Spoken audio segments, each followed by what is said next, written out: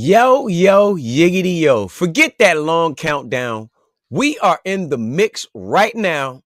It's me, TT, and we got some things to talk about. Y'all stick around. You definitely don't want to miss this Friday night heat. Let's get it. Here to bring you the facts, data, and statistics up close and personal. Letting you decide if it truly is hate or debate. Pulls off three-pointer. Bang! Bang! It's good! Wins the game at the buzzer! Oh my God! They know that! Are you kidding me? What is good in the neighborhood? How is everybody doing? I'm doing fine. T, how you feeling tonight? I'm feeling good. I got a new little light on my laptop, so I'm trying to hope to see how it Yeah, works. ain't nothing wrong with that. I want to congratulate you first on the promotion. And that was one from the job. And also, you got another promotion because you hosting tonight. Let me go, man. Where we at? Ooh, yeah. You already know how we doing it. So before we get into that, and I'll let you go ahead and take over, I want to go ahead and get this NFL out of the way first. And you That see how I works. came. You see how I I came. I see want to get that. a little bit of us out of the way because we got some things going on. It seems they're trying to make some moves. And Mhm. one of the main ones is Debo and Ayuk. The traction for trades for both of those guys have picked up. Now, I'm not sure the teams on Ayuk and what the heck they were thinking.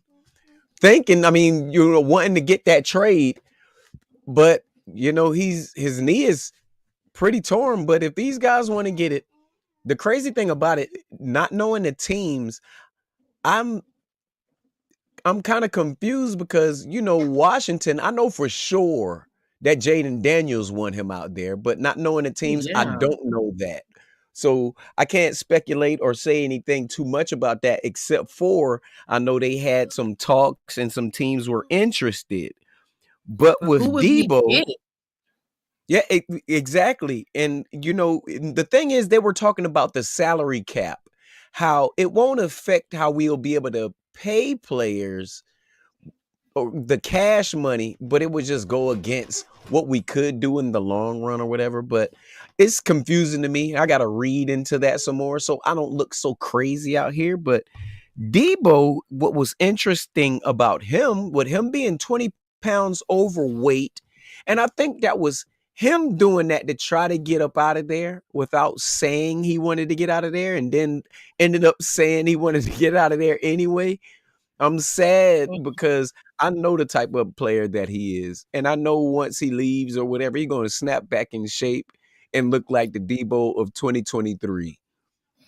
I Like the think they tried to team, use him too much in a certain way, and then when McCaffrey came in, instead of switching off and letting him and McCaffrey do what they do and utilize run that backfield and be able to and use Debo in a kind of the same way they did in that wide receiver running back type, running slots and letting McCaffrey run straight up, the middle and whatnot. They tried to focus on too much. Okay, let's get McCaffrey to run up the middle, and that's how McCaffrey got injured. Then let's try and use Debo, and you run him out. And that I think a lot of that was just there. He was just tired. yeah, like He was too much tired. extra for him. Too much Yeah, extra. I can completely agree with you on that.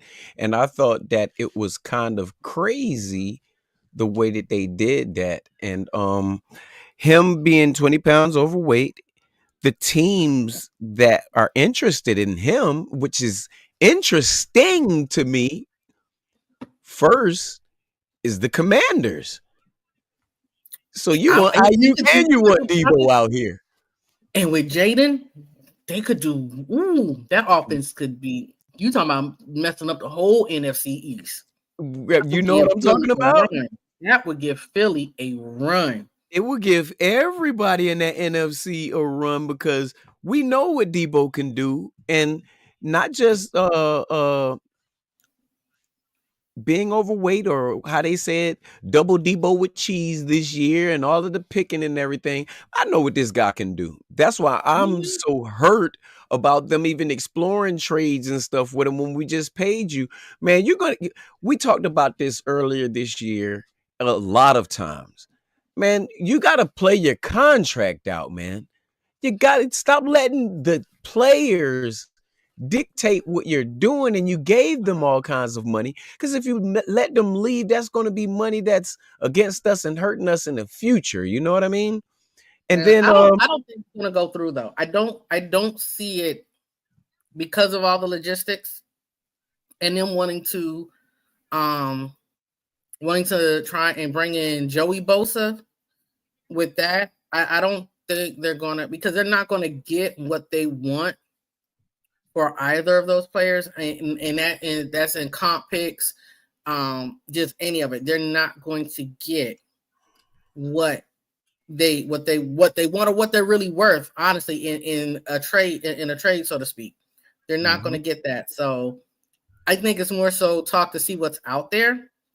I don't think there is going to go through because, like I said, they want to try and get Bosa. And then the other thing is that came up kind of ironic, kind of funny. And we were talking the other day about, quarterbacks and Brock and whatnot. Well, guess who's been let go from Dallas? Trey hold on. Lance. Oh, look, hold on, because also outside of what's the name of them, and before we even move from that, shout out to JLE, Mr. Joseph Larry Irvin III. He said they should have been using McCaffrey more in the pass game and Debo as the runner on the end around. Now, I agree with that, but only on the Debo end around type, because McCaffrey in the past, and I don't think they should have used McCaffrey at all until he was 100%, because you had Jordan Mason that was Exactly. leading the league in rushing And what's in the the other first dude, 4 the weeks. rookie? Isaac Garendo. Yes. Isaac Garendo. Both of them averaged just under 6 yards a carry. And if you extrapolate that and you equal it out, you could win a game just by running the ball with these two guys. And That's Parcell, once crazy. he came back, he proved he could be he could catch the ball on the deep routes. Right. So And him, Jennings, Isaac Garendo's speed was immaculate, but dude was fire. when you look at what Mason did, man, that dude runs like I don't know what. And the saddest thing is going to be this year when we can't pay him and he goes to a team and he lights them up like that. JLE also said Terry McLaurin is nice too. That's true. And he said pairing McLaurin with Debo would be nice. Yes, it definitely would. It definitely would, because who knows what you're going to get out there. I know the defense knows what they're going to get trying to tackle Debo. That's like a Yeah. baby Henry. You know what I mean? That's like a baby Henry out there. None of your backs, except your linebackers, might want to hit him, but your cornerbacks and your safeties, they don't want no part of that. They don't want no No. part of that, man. And I think it's going to be crazy. But the other team that wanted him, and I can understand this fully, was the Texans. You get him out there with a D'Amico Ryans, I think you see the Yes, best Debo would know Debo how that to you've use ever him. seen. Yeah. Woo. And look, what's the QB's? I can't think of the QB's name for Texas. Stroud. Stroud. CJ Stroud. And the way CJ played this year and had them Texans playing, you give him somebody like Debo, who's been in the game and knows how to, run different routes, and D'Amico, who is a defensive minded coach because he was a defensive coordinator and he's proven he can have that, listen to his offensive coordinator and run that offense. That the Texans that have the AFC kind of looking a little different. Yeah, it's going to be wide open. And my thing is, I congratulated D'Amico even when they lost this year, because they're young. Very. And when they lost, it wasn't a loss that you would see as he should get fired. No, it was a loss because they got a young team. Their defense was great. like how we know that they're supposed to be under D'Amico Ryans. It was just a couple of things that they could fix. Remember, they got a whole young team. And Joseph said that would be a modern day Chris Carter and Randy Moss. Yes, it would. Yes, it Yeah, would. Because you're really looking at some great things over there. You really are. And then he also said the Texans are sleepers of the AFC. And that's the truth. That's yeah. 100% the truth, man. Joseph, next time we go on, I'm going to send you the link so you can get on here too and talk with us, man. That's You my got some real co-commissioner for my facts. that's my co-commissioner for my fantasy football league. I want Yeah, you to know you're damn sure always welcome over here. When we're on here, I got it to where we can get up to 10 people on here. So you're always welcome. I want you to know that right there firsthand. yeah. All right. And with That's with my those dude. with those moves that could be made, I think, like how you said, T, I don't see how it would happen because it wouldn't benefit us on the return. Mm-mm. But at the same time, if they did it and we got draft picks, it will open up what we could do in the draft. You know what I mean? They I'm trying to get away from you know what I mean, but they can pick good, but they only pick good in the third throughout. The first Yeah, and second rounds, they never do good in San Francisco. They haven't done it the whole in a while. tenure of John Lynch and Shanahan. I Yeah. mean, it Like is you it was a crazy. fifth round pick, and you see what we've been able to do with him. So it's like, Right. okay. I mean, it's crazy the way that they do their things. They're surprise picks that they get and do things, but their top picks really have to be worked differently. And it's a whole bunch of different things that you got to put into that. And I'm not mad at it. I just want our team to get better. I just want Yeah. our team to get better. So now that we got that out of the way, hold on. He said, I'm definitely gonna take you. I hope you do. I hope you do, man. I hope you do. I want you to I got because you, you Trey. always welcome, bro. I You got you, always Trey. When welcome. you send it to me, I'll send it to you. I got you. I'll definitely do it. And if anything, matter of fact, he's on you on Facebook right now. Hold on. I'm gonna Yeah. post the link on to He's, Facebook. You he's can on Facebook follow now. Facebook and I'll add you on in. So even on the rest of the show, all you got to do is go on Facebook right now. I'm putting it under the link of actually where the show is. So if you want to go ahead and jump in right now, that's Come fine with me. on in the That's room. fine with me. Let me go ahead and copy the link again. And while I'm doing this, let's go ahead to what you were talking about, what LA has done and what you think about that. Um, The floor is yours the rest of the way. All I so, wanted to do is get some Niner talk out of the way. But the oh rest yeah. of the show, T, you are in the driver's seat. Go ahead and do your thing.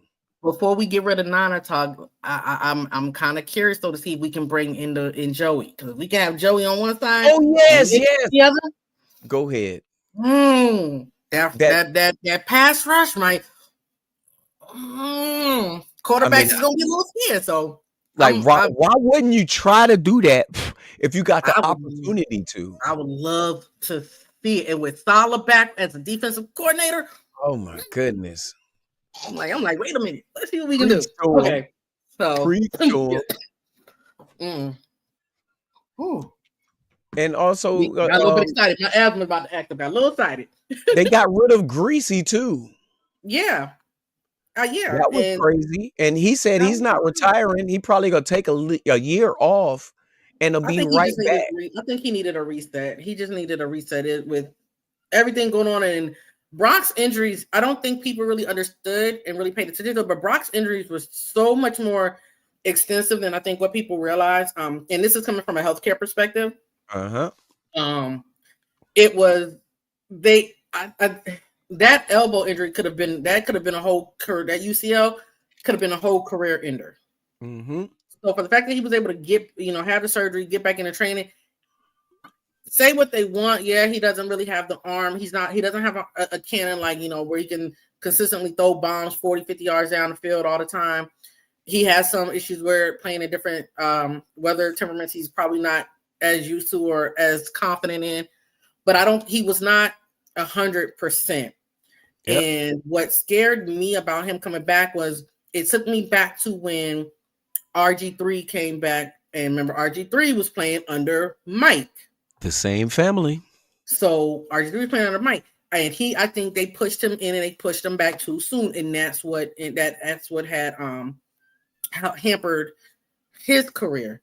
Yep. Granted, I mean, he was able to turn things in blessings and he's a great analyst. I love listening to his takes. But I think we could have saw more out of it. So that's where I think, Greasy was kind of like, let me step back, because I don't think he was as comfortable with, the way things were coming back. So he's like, let me just step back a minute and see. Hold on. I'm about to add him in. Trade the truth. You got to get your camera. Let me take this down and let me get you all the way right. Yeah, turn your camera sideways so I can get you right. Let me take this other screen down so I can get you right. I'm sorry. Yeah, I can hear you. I can definitely hear you. You there?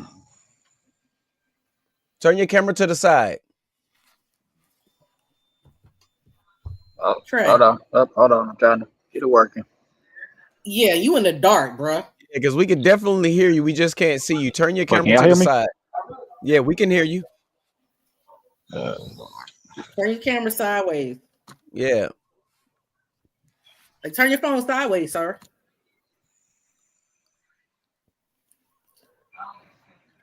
You are. Trey said no. Trey said no. You are technology confused, sir. It's all good. It's all good. But yeah, but that's where I'm at with Greasy on there. I think, So what was your next topic that you had for us? What was it? Stafford? The Matt Stafford restructuring. I was actually surprised the Rams did that, because I thought they were going to go in another direction because of the way the season played out. So I'm actually quite surprised that they restructured that contract. And so now with them restructuring that contract, it's like, what are they trying to do out there? Because I mean, they still got some pieces they need to put together, because they lost a lot when Aaron McDonald retired. So that defense is still missing some things. That's right. And I'm with you 100% on that. And I'll say this. They looked at this draft and they looked at what they had. Mm-hmm. Matt's the best fit for him. He knows their system. True. He wasn't a loser. Remember, they were injured this year and made it to the playoffs. So I'm like, they lost to that scary team in Washington that we talked about. And nobody wanted to play Washington because of what they did. And look at Black. Hold on. See. Black, what's good? Man, we on live right now. You need to go ahead and join in. If no matter of fact, I got to work in the morning. I don't have to work in the morning. I stayed till 7:00 tonight cleaning my area. I stayed till 7. All that thing is done. Come on, Black. Come on, join the party. No, Clarence, I didn't call him when I was done. I called Waylon. Waylon said, well, we'll look at your time and we'll see everything you good. I called and made sure. I called him and I called Clarence a lot of times. He didn't answer. So I ended up calling Waylon. I know he was still in Clarence now. I passed Clarence like at 5:54. Yeah. I said, damn, I know Pete's still there. Yep. I was there until 6:45 and I got pulled over on the way home, man. Oh, that's messed up. Yep. I was like, and when I left the job, I was like, man, I'm about to crack this this wine open. I'm glad I didn't. Oh, yes. I'm glad I didn't. Yes. Yeah, I got stopped. Yeah, I got stopped. I got stopped right across the street from the Kangaroo. Damn, I'm glad you cracked that shit open, my boy. Man, I am too, man. God works in mysterious ways. Hello. Oh, God. Yes, sir. But Oh, yeah. You say you home? Yeah, I'm home and we on live right now. What you're saying is on the microphone right now. T's listening to you. What's good? Hey, bro, I ain't even home, my boy. Oh, you good? I just was hitting you up to give you and let you know what was good. It's all good. I was calling you to let you know I am not coming to work tomorrow morning. Damn, that's fucked up. You could have stayed too. Look, you could have stayed too, and you wouldn't have had to come in tomorrow. Nah, my brother birthday was the day he turned 35. I'm about to leave it now so I can go home. Oh man, make sure you tell bro I said happy birthday, man. Blessings. Who? My brother Rashad. Yeah. Yeah. His birthday, he turned 35 today. I'm leaving him now because too many people don't pull up. Hey man, I already know how that goes, man. Who knows what the arguments and everything else gonna bring, man. Yeah, I ain't lying. I ain't with that. I'm about to go. Right. I ain't mad at that at all, man. You be safe, drive safe, and I'll talk to Hit me up when we get offline. you. Yeah, I'll do that. All right, love you, bro. Love you too, bro. All right. But yeah, man, that's that Stafford trade, I think they did that because they know there's no quarterbacks out there right now that they can get that's going to do what he done for that team. Exactly. Is he not a Super Bowl champion? Did he not help them in their downtime this year when they was all hurt? He was the only starter basically that really produced and did anything for that on team. A consistent basis. Like I tell people, the most underrated trade was the one between him and Jared Goff. That was the most underrated trade because the way those two made their team so much better and gave them life because they were able to not really build around them, but add to them to give them that lift. So I was surprised, but at the same time, when you put it like that, yeah, it does make a lot more sense because Cooper was hurt mostly throughout the year. You had the offensive line was. The West Coast teams had it bad this year, really, because it was like injuries hampered them all. That's right. That's right. It was what? It was Detroit. It was LA. It was Arizona. Yeah. It was the 49ers. I mean, the list can go on and on. Yeah, but the top teams looked like the bottom teams all through the year, and we didn't know what we had until the end. And it wasn't none of the top teams of the year before. It was completely different. And I like the way that the Eagles retooled and got themselves back ready. That was love. And Larry said, sorry, I was having technical difficulties. That's cool, Larry. Get that link. Pull back up, man. Pull back up, man. He said he's trying to figure it out. His headphones wasn't letting him hear stuff, so he's trying to figure out. He's going to try and see if he can figure out another way to. If anything, take your headphones out and just use your phone. Turn it to the side. You'll be able to hear us and you'll be able to communicate with us with the regular without no headphones. It's always better like that. I don't know why, but it is better like that. And you will be able to hear us. You will be able to see us and all of that stuff right there. I ain't got no headphones and I'm using my computer microphone and it seems to be working okay. And I hear you greatly. All right, T. So the next one, what do you want to talk about next, T? It's on you. You already know I'm sitting back chilling right now. I'm laid back, like Boogie say. I'm laid back in the Maybach with the shades cracked. Shades cracked. So it ain't even March. Like we said the other day, there's sadness, there's gladness, and then there's March Madness. We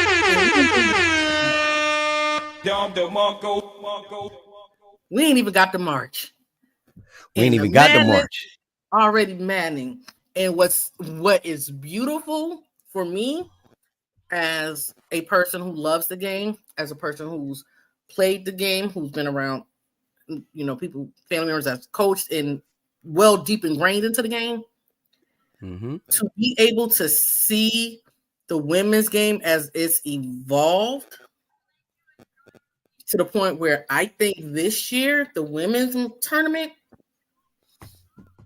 may outview the men's tournament this year simply because of so much of the upending that has happened, even so much within the last 24 hours.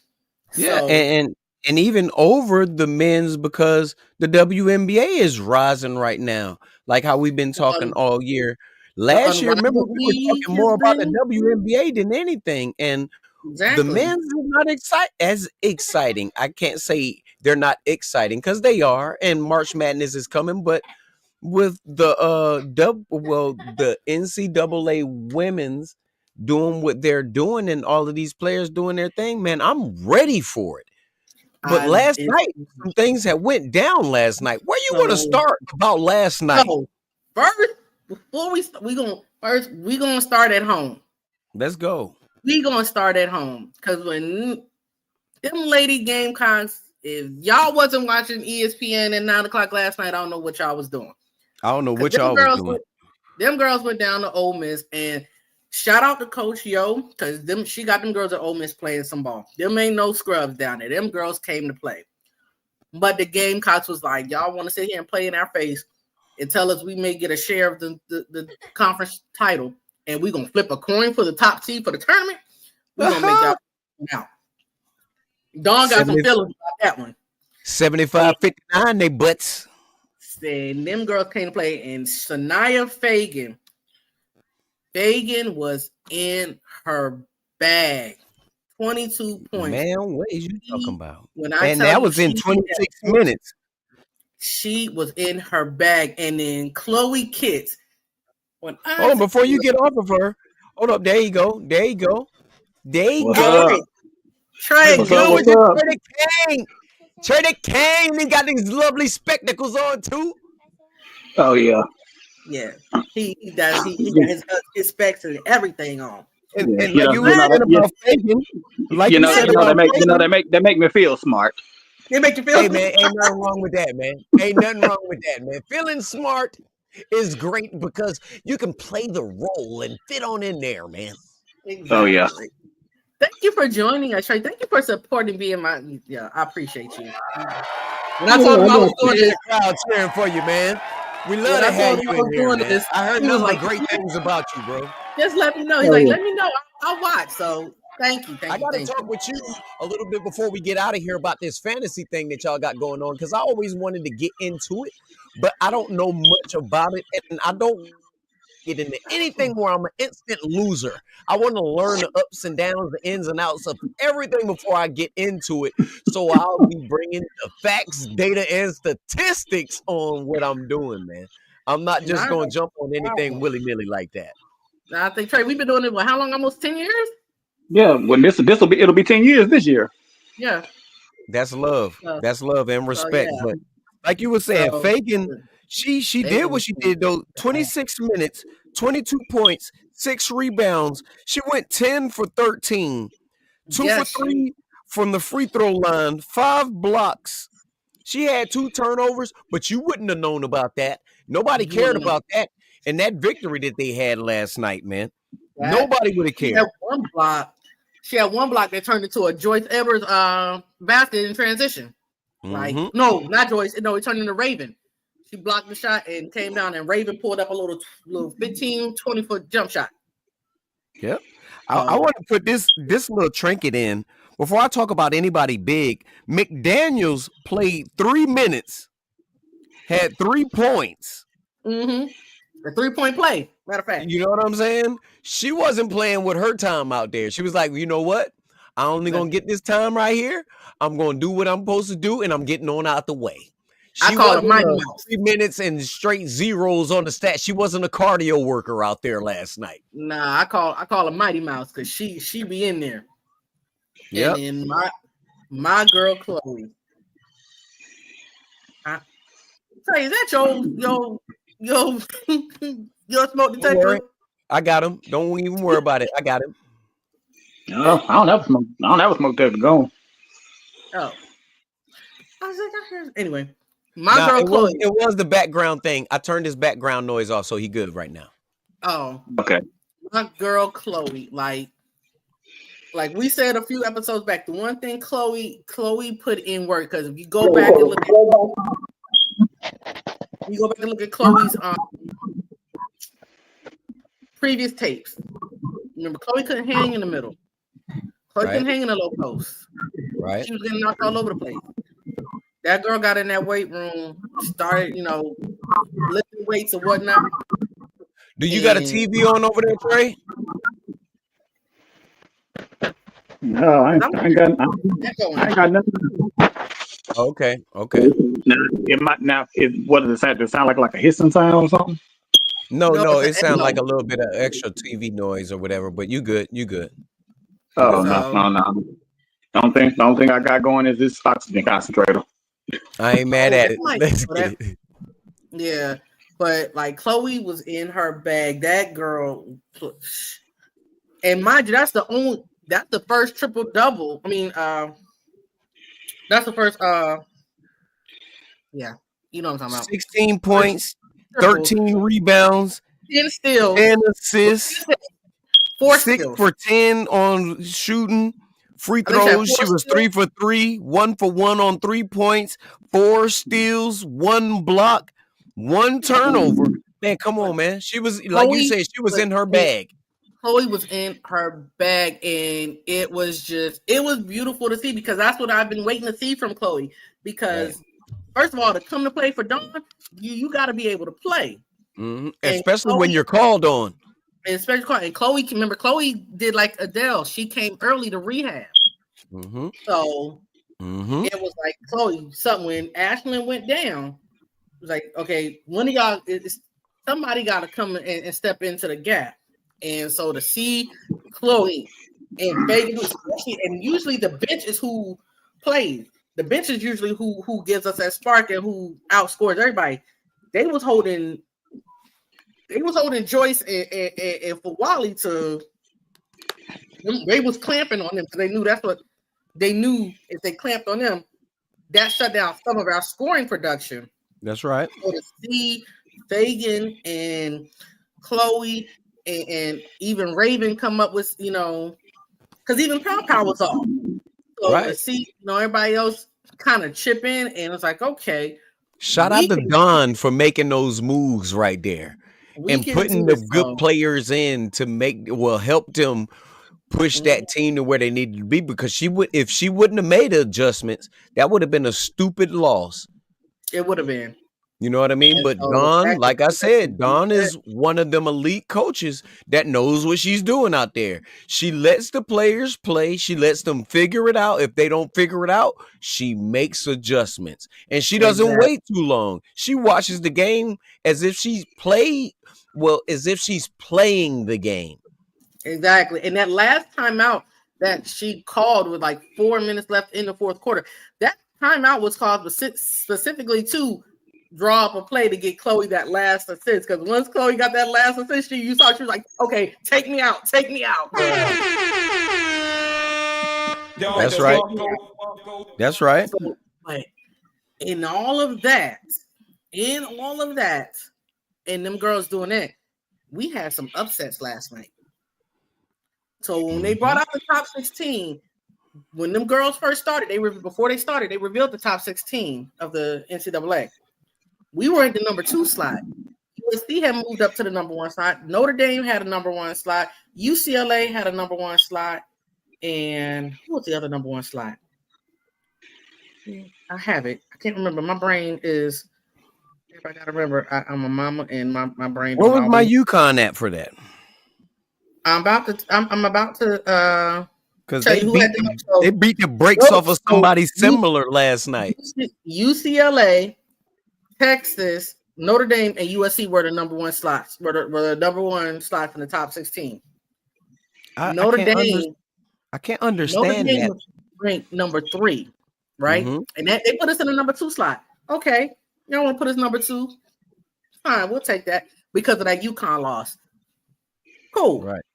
We and that was rightfully so, and it's because you know what, that UConn loss was UConn did their thing. I ain't gonna they beat our butts and they knocked us upside our head, and we probably needed that too. And we're the 5 and 6 team right now. So hi, Daddy. Thank you, baby. They did all of that. Mind you, Notre Dame was a number 1 seed, had a number 1 seed. Notre Dame lost to an unranked Florida State team. Okay. They sure did. LSU, and it was 86-81. LSU lost to Alabama. I mean, can we talk about the regression of LSU though? Like ever since Angel went to the W, like LSU ain't been LSU.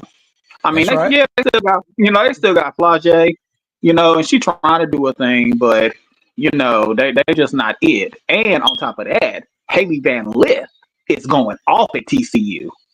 She now, is. See, Now, see, I knew when she went to LSU, I knew that was a mistake because they couldn't find a place for her in the lineup.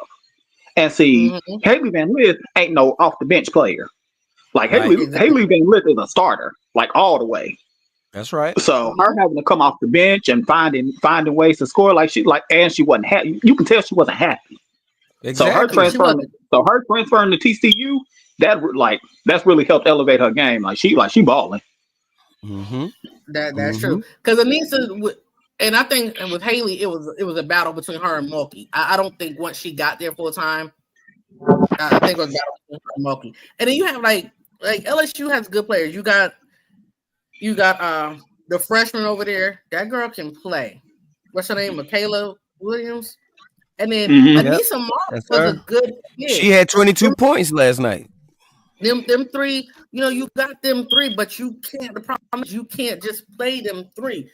Them three is when them three make up the bulk of your scoring, the bulk of your team, and you can't really go to your bench.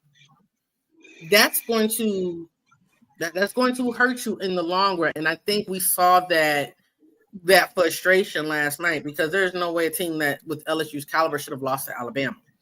But they did. And look, there's no way Notre Dame we really should have lost to an unranked Florida State team. But I'm gonna go off of what Trady King said. LSU, they lost a lot when they lost Angel Reese, and I think I loved the battle with Angel and Clark.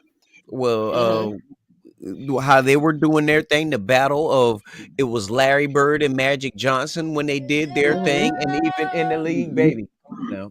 I love the way they did that, but when you miss that in LSU, Angel Reese was a whole lot better of a player when she was in college than she is in the NBA. Her shooting percentage is a lot higher. I don't really believe that. I mean, yeah, she, I mean, last year she was a rookie. Yeah, last year she was a rookie. Caitlin Clark was a rookie too. But I believe, and this is just my personal opinion, if Angel Reese hadn't got hurt and missed the rest of the season, she'd have been the rookie of the year. Now, I can believe that because I was talking about that too. Her numbers, her stats, she was doubling like crazy. You know what I mean? She was balling. But my only thing and the only pushback I have on your take is a lot of the reasons she double was she'll miss a layup on purpose or miss an easy layup and get those rebounds under there. She'll miss 2 layups. That's 2 rebounds and then get the points. You know what I'm saying? And I can't hate on that. Or if she meant to do it or if she didn't. She did get the rebound. She did play cleanup. It's hard to do that in that paint down there because you're in the WNBA. This isn't the NBA. This is the WNBA. And it's the people that'll get those rebounds over you. She stood her ground. She wasn't playing with nobody. She did her thing. And like you said, if she wouldn't have got hurt, who knows what those numbers would have looked like.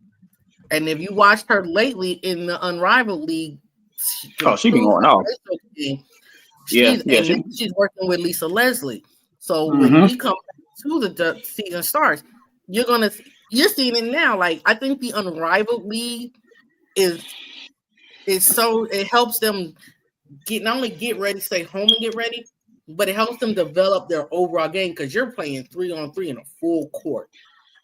So you have to be able to pass, shoot. I see that almost like the Drew League for the NBA players. Yeah. When you got nothing else to do, even though it's 5-on-5 versus 3, you still getting conditioning in. And it's almost like what we were talking about earlier this year, T, when the NBA players, WNBA players, when they go to the Olympics, they got that extra workout and it's different than what a team's going to give you. You're getting the best workouts because you're representing your country. You're representing what's better than a team. You're doing more out there. And if you put in that work and you're willing to exercise, you're willing to get better, you're going to see those results out there. Yeah. Oh, go ahead, T. I mean, it's like I said, it's a little bit. And I love Angel, so I just like I said, I'm still kind of shook up on this whole. What did you see in that UConn game last night? Like I said, they won similar to the USC game last night. I'm just waiting And for Paige to see what I'm waiting to see Paige. Like, I love Paige's game, and just it is so. Oh yeah, Paige is nice. Paige is nice. it's like what Mon said. It's like what Mon Duke said the other night when we were talking. They waiting for her to take the reins as the team leader. I was She looking on don't want. She ready to Instagram go. today, and she took a fire photo shoot in the locker room and everything. And I was like, oh my God, I didn't know she was that beautiful. I Paige love her is, eyes and I love Bro, who she is bro, as a player, bro. I I didn't don't know think she she, was I like don't think that. she knows she that beautiful. Paige Right. she's naturally gorgeous, and on top of that, she's a beautiful spirit. Like she's aware of where she is, what she is, and how she's perceived. Mm-hmm. And she uses that as fuel, but at the same time, she also uses it to elevate and be friends. Because if you've ever noticed Paige, when she's with, even in her press conferences, it's me, but she's also trying to, uplift those around her. So she is just, I'm just waiting to see her game translate to the W. I can see her playing in the Unrivaled League just because I think she's found the love of the game again. I think she lost it for a while. Right. That's true. That's I what think we she were lost talking about. And her and AZ, I think, and what's her name, KK, I think last night they just, each of them in their own right have found that spark and that love again. And I wouldn't be surprised if DT went and talked to them after she, made her big announcement of retiring. If she went and talked to them individually and kind of said some things and gave them some words of encouragement. A little bit more inspiration because this next month, like we said, you can have sadness, Gladys, or the Pips had Gladys. And next month we got March Madness. And right now is win or go home. Win or go home. And Duke and UNC split their game because last time UNC beat Duke. Well, they came to Cameron Indoor and Duke said, not in our house. 68-53 out there with them last night, man. Yeah. And actually, Duke's coach actually went to high school. We graduated the same year. Carol Lawson. She played. This is the crazy thing about it. North Carolina and what they did, none of their players combined had more than 20 points on North Carolina. Duke, they had one player have 23. The next highest player had 19. So these two teams are playing team basketball because it's well spread out amongst 1, 2, 3, 4, 5, 6, 8, amongst 7 players. You had 7 players evenly matched. I love that because that means your coach is teaching team basketball instead of carry us one person. Because if that one person goes down, then what you got? USOL. Right. And that's how I coach my team. They be like, well, what's the name's not here yet? I'm like, you know the plays. I trained you to be in position to win. We ain't worried about that. We still got a game, whether they here or not. What's it? The next man up. Next man up. So that's why I'm like, it's already shaking it up because even in the last thing I saw that came out, I want to say was about 5 o'clock this afternoon. They'd already switched it and put USC back on that top number 1 line for the top 16. So Selection Sunday it's going to be crazy. Once we get and now we're going to come into, you got the CIAA tournament coming up and the MEAC tournament and we always got a good team coming out of one of those conferences. Like Norfolk State got a beast of a team basketball. Where is the CIAA going to be at this year? Baltimore. I miss it being in North Carolina. I miss it being in Charlotte. I really miss that. So, but it's in Baltimore again this year. So you got the CIAA tournament coming up. You got the SEC tournament coming up. ACC tournament coming up. So with these tournaments, you got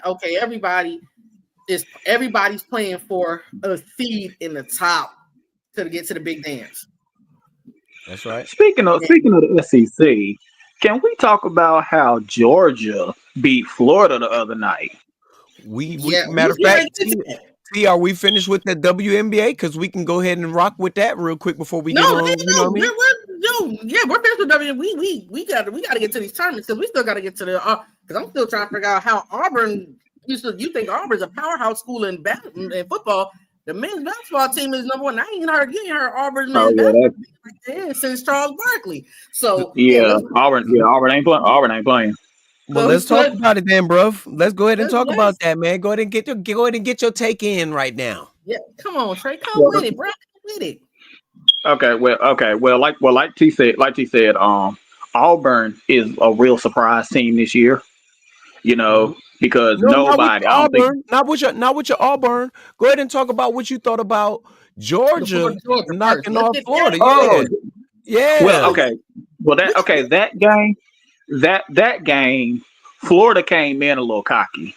Mm-hmm. Like I could tell from the opening tip, like they just thought they was gonna beat the brakes off Georgia. And see, Georgia has quietly been building a resume this season. Like they got a couple of top quality wins this season. And that win against Florida just happened to be the biggest win that they've gotten this season, but they put it on them. Like on both sides of the floor, they put it on them. Offensively, they were shooting the lights out. Defensively, like they were shutting Florida down. Like I honestly think Florida took Georgia for granted, and that's why they lost. Yep.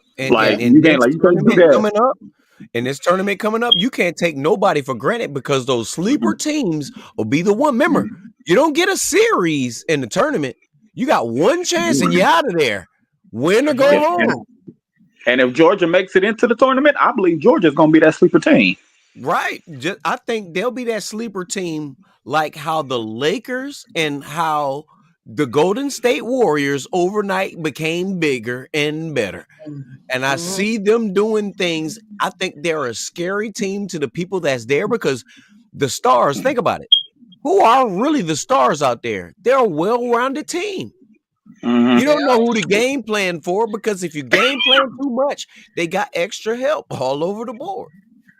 I saw something on Facebook earlier today that they were from ESPN. They were talking about Steph Curry, because he dropped 56 the other night. 56 of them, man. And they said that February 27th, because I think that's when they played, it was either the 26th or the 27th when they played. They said that is Steph Curry Day because those 3 days, like on that day, 3 years. I think the first one was in 2016 and then like 2020 and then 2024. He dropped 50 points in each of those games and had like 12 threes. He's had 12 threes in 2 and I think 9 in the other one. Yeah, he was even shocked at that. He was like, wait a minute, really? And you saw what he did at the end of the game, threw his mom the jersey. Mom, take this home with you so you can remember this for your boy. This ain't a championship one, but this is, come on, man, 56? Come on, 56. Man. But now, 5, 6, 7, 8, let's go. But now, Steph, like, now a lot of people, because like I've said this, and a lot of people have given me grief about it, but when it comes to like the influential players of all time in the NBA, of course, there's Michael Jordan, and then I think Steph Curry is actually second. Because ever since Steph Curry got in the league and been shooting from half court, now all the kids want to shoot like Steph. Now all the bigs want to shoot like Steph. Why are you 7'3" like with Victor Wembanyama and shooting a 3? Now if you can do it, cool. But you ain't got to do it all the time. You 7'3" for a reason. You are a center. You are supposed to be in the post, in the paint, grabbing rebounds, defending the paint, and all that. Like, why are these centers shooting threes all the time? I mean, Karl Anthony Towns won a 3-point shootout. Right. And I'll do this, and the only pushback I'd have to say on that Bruv, it was Michael Jordan. Who did he pass the torch to? Kobe. 81 points. 81. Yeah, 5 81. rings and a 20-year career in one team is great. And he changed the game because of his work ethic. Yes. And he changed the game because of his work ethic and what he did out there. And I agree with what you're saying. The only pushback I had is that's what you got to recognize before you go ahead and go to the Steph, because outside of that, that's just sweeping all of that, what he did under the rug. This man had 12 defensive teams. You know what I mean? 12 defensive first teams. Michael Jordan only had 9. He's got more defensive first teams than Michael Jordan and LeBron James combined. The years that Steve Nash got MVPs, Kobe should have won. Had better stats all around. Remember what they said to Kyrie when he talked about it while Steve Nash was his coach? Yeah. Nah, you didn't deserve those championships. And who did Kyrie work out with? Kobe Bryant. Who did Kyrie say you can't clamp me down? And who got clamped down by him? Yeah, Kobe Bryant. And like I said, that's the only pushback I had, but you're 100% right, because Steph changed the game like Kobe and MJ changed the game. That is 100%. Everybody talks about LeBron James like he had a 20-year career and he won all these years, but they forgot who he lost to. And the thing about it is, if we really analyze both of their careers, you know, Michael Jordan should actually have 8 titles. That's right. Because I guarantee you, if he hadn't have took that year off, the Houston Rockets wouldn't have won the title. And then when he came back, he wasn't quite Jordan-esque. You know, he was still trying to get a feel for himself. Number and 45. then the Rockets won the title. And then the Rockets won the title again. I guarantee if Michael Jordan had played from 90 to 98, the Bulls would have won the title every year.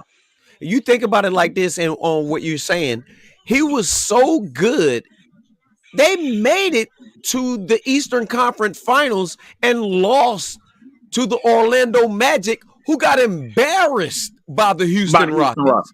Right. Now, I'm not going to take nothing away from Hakeem the Dream Olajuwon, because you remember the year, the night that David Robinson got the MVP, they put gravity in that man uniform because he got dream shook out of it. He couldn't stay on the ground for nothing. Every fake that Hakeem gave him, Hakeem was like, nah, ain't no way you got this over me. And he showed what happened and got that MVP of the finals. He should have got that during it, man. Come on, man. There's no reason that David Robinson got that over him. And I'm not hating on David Robinson. I had some of the Admiral shoes, and I stole them from the PX. We used to, back then, they used to let you get your shoes in the back of the store. We used to put the shoes on our feet and hide the box and walk out the store with them. I'm sorry. We did that. I had some David Robinsons. I had Barclays. Man, I'm sorry. I was a kid, man. I was raised wrong. I had bad influences around me. That's what I did. Bro, you got him out the PX. I got him out the PX on Fort Jackson. And that's when the PX was in the old spot when they right by the A piece. Look, I lived on Fort Jackson. My dad was a girl. I walked from where the youth center is all the way back to where Hood Street was, and mind you, that was going past the commissary through the woods. If you make them kids walk that today, they call it CPS. And look, T, do you remember that little daycare that they had out there with the basketball goals and stuff out there? Yeah. What I got from stealing on Fort was we was riding our bikes chilling one day. Me and my partners, Kendall and Kevin White, God bless them and their mom. Their dad won the MVP on a losing team. He would tell us if we would beat him, us 3 against him, then he would take us out to eat. After he beat our ass, he would still take us out to eat. Like I said, this man was on a losing team and won MVP. But one day we was riding and we saw that daycare center. I saw those goals. I said, man, I could dunk those goals. The police came and took us home. That was my payback for the shoes out there. It was 5 years after, but that was my payback. And I got my ass tore up when I got brought home from the police. The military police at that. You home, that's a whole nother problem. That's a whole nother set of problems. The military police bring you home? Oh my goodness, man. Yeah. I lived across the street from I lived there where Pinckney was, and I lived across the street from the youth center. So I was going to the youth center every trust. Look, I know exactly what you're talking about. Where I know where both my parents were MPs in the Air Force. You see, that explains a lot about why you crazy. But we're gonna talk about that later. But you know, what y'all think about Steph Curry? To go back to that for just a second, the other thing that I think Steph did is Steph came out of Davidson. So Steph didn't come out of the UCLAs, the UConns, the Dukes, the North. He didn't come out of none of them the schools you used to seeing dominate on the NCAA screen. And they were so close in the years that he was there. That's when he got that name, the Babyface Assassin.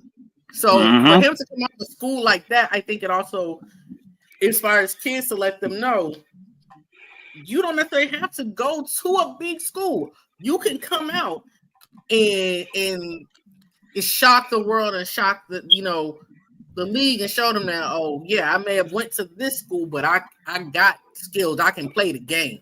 And even looking at even now, Ja Morant, he didn't go to no big school. Dame Lillard, he didn't go to no big school. And Trey, look, Ja Morant and his family, they came up 15 minutes away from where I live now. Oh, yeah. Me and all of the people down here in Rembert, we knew he was getting out of here.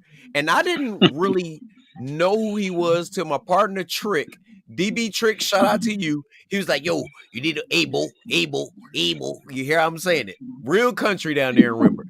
Abel, boy, you need to look at Ja Morant. Kevin Durant talking about him right now. You need to check him out. I looked down, I was like, yo, who the hell is this dude right here? Relentless. You know what I mean? Relentless. Speaking of Kevin Durant, like, have y'all been watching him lately?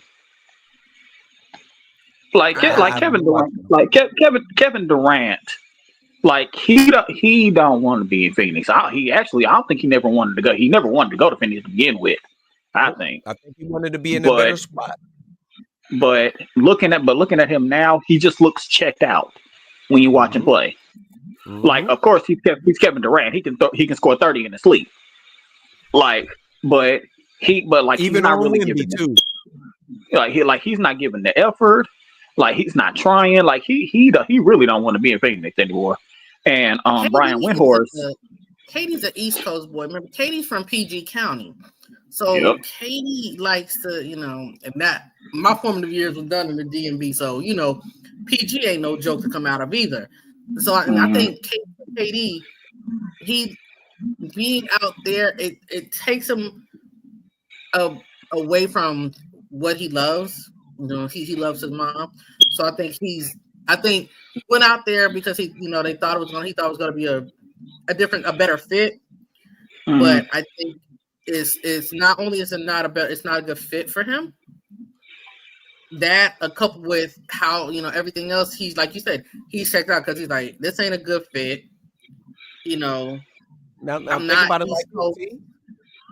I don't think it's the fit for that. I think it's Bill coming there. He was great with Booker before Bill got there.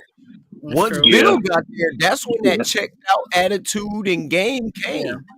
Because think about who Bill is. He's a scorer. But Bradley Bill. But Bradley Bill. But Bradley Bill had to get out of Washington though. Yeah, he did. Like right now, I don't think Phoenix should have picked him up because I think that Durant and Book with what's the center name? What I can't think of what his name is. No, they traded him. They traded him. Exactly. Ayton, DeAndre Ayton. They traded him to Portland, which they shouldn't have did. Exactly. because And when they had that, he's a much better scorer than Yusuf Nurkic is.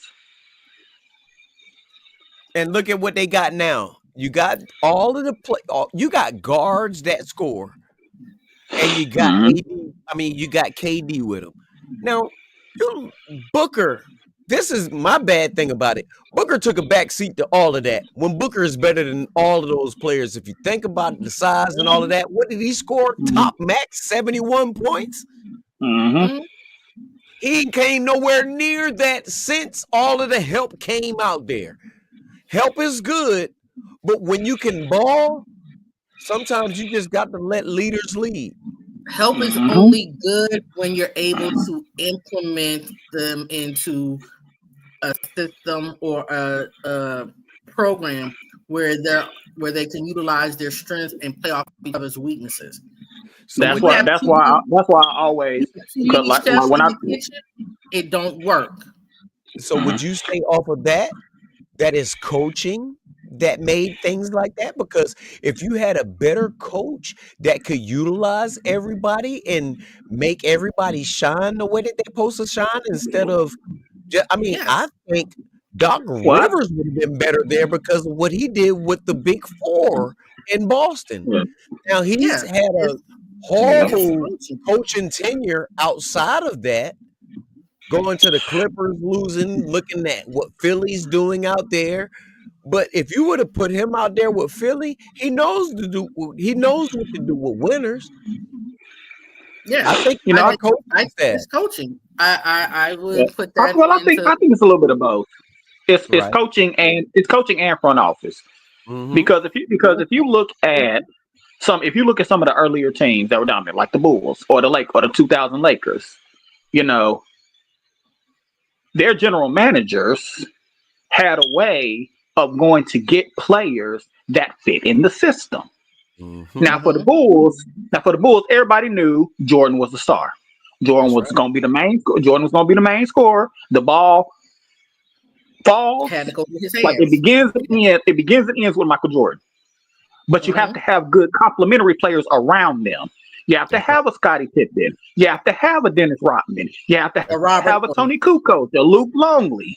You remember what he did before all of those players got there. He lost to Boston. He got beat up by Detroit, and that just made him get better and go further in his bag. Go ahead, Trey. Yep. And then when you look at the Lakers, the early 2000 Lakers, you had Shaq and Kobe. You knew that L. Harris behind out there. Yeah, you already knew coming that off the team ran. Oh, man. You got Kobe coming off of the bench with him when Jerry West already let him know this man's work ethic. This man was giving Michael Cooper the business, and that still was an elite defender. And this one, Kobe was only 18 years old. Mm-hmm. The only other team that had better to talk about him was who?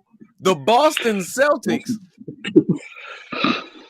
That was who else was going to get him outside of that because of his workout. It was tremendous. And those are the top two teams in the NBA, period. I don't care what nobody else has to say.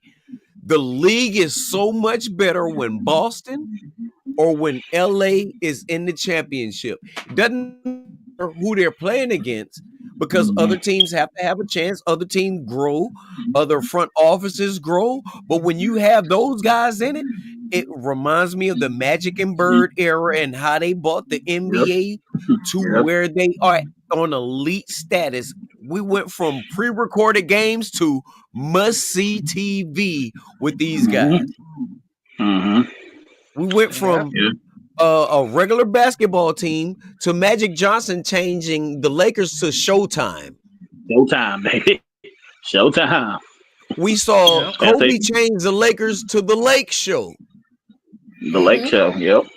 You know what I mean? We watched this. We watched with what Ainge and all of those guys did in Boston with not just Ainge, but with the Chief, with McHale, with Bird. All of these guys do their thing in the Magic era. Then you seen them take years off. come back with the truth and with Antoine Walker. Remember they called him Cyber Twan? They just couldn't Yeah. get over it. Then they got that big Yeah. 3 out Yeah. there. And everybody says the Celtics made that big 4 for LeBron. No, they didn't. They made it for Kobe. Mm-hmm. Because even with that big 4 they got, their asses bust. The year that Kobe was supposed to three-peat, they lost because Andrew Bynum was hurt. Trevor Ariza had a broke foot. Otherwise, that was Kobe's 6 rings right there. And plus, didn't that series go to 7 games anyway? It Even sure without did. them? It sure did. It did. It sure did. It is like I said. Everybody misconcepted that because they don't want to give Kobe his props because they hated him. Everybody says now LeBron's the most hated superstar in NBA history. No, he wasn't. No. The league even hated on like Kobe. The Kobe league came out, he hated was on such Kobe. a young player. Not like that. Not only that, but remember the point where not only that, but they blocked the trade.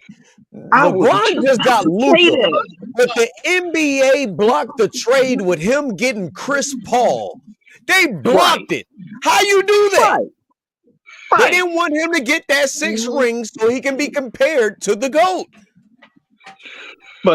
And the conspiracy theory with Michael Jordan was his gambling and all of that. They made him retire in between those years when the Houston Rockets won and all of that. It was all backscene stuff that we don't know the full story about. Michael Jordan wasn't ready to lead the game. Michael Jordan loved the NBA. And also with his dad passing away, that didn't make things. That threw another monkey wrench too. Yeah, that's another monkey wrench in there. But the thing with Kobe, and a lot of people don't realize this, is between the years after Shaq left, Kobe still kept the Lakers competitive. Sure did. And you talking about a team that had at one time Sasha Vucevic. I call it Shannon Brown. Not even Sasha Vucevic. I call it what's his name? What is his damn name? Smush Parker and them. Smush Parker, Kwame Brown, Stephen A. Smith always got mad at. And I think it was bad the way that he talked about this man. But you had those guys, and Kobe, he ain't care. How many nights he took off? Like all these players talking about load management. You're 100 millionaires right now. Not just millionaires. You're 100 millionaires and talk about load management.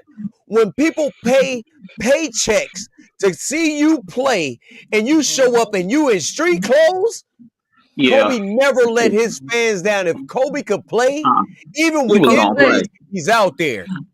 Look, that man shot 2 free throws on a torn Achilles.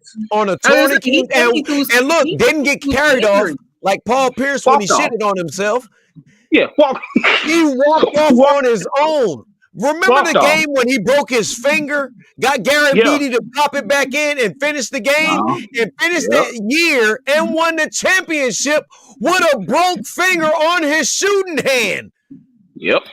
How good do you have to be to change your shot so much you got a split on your index finger?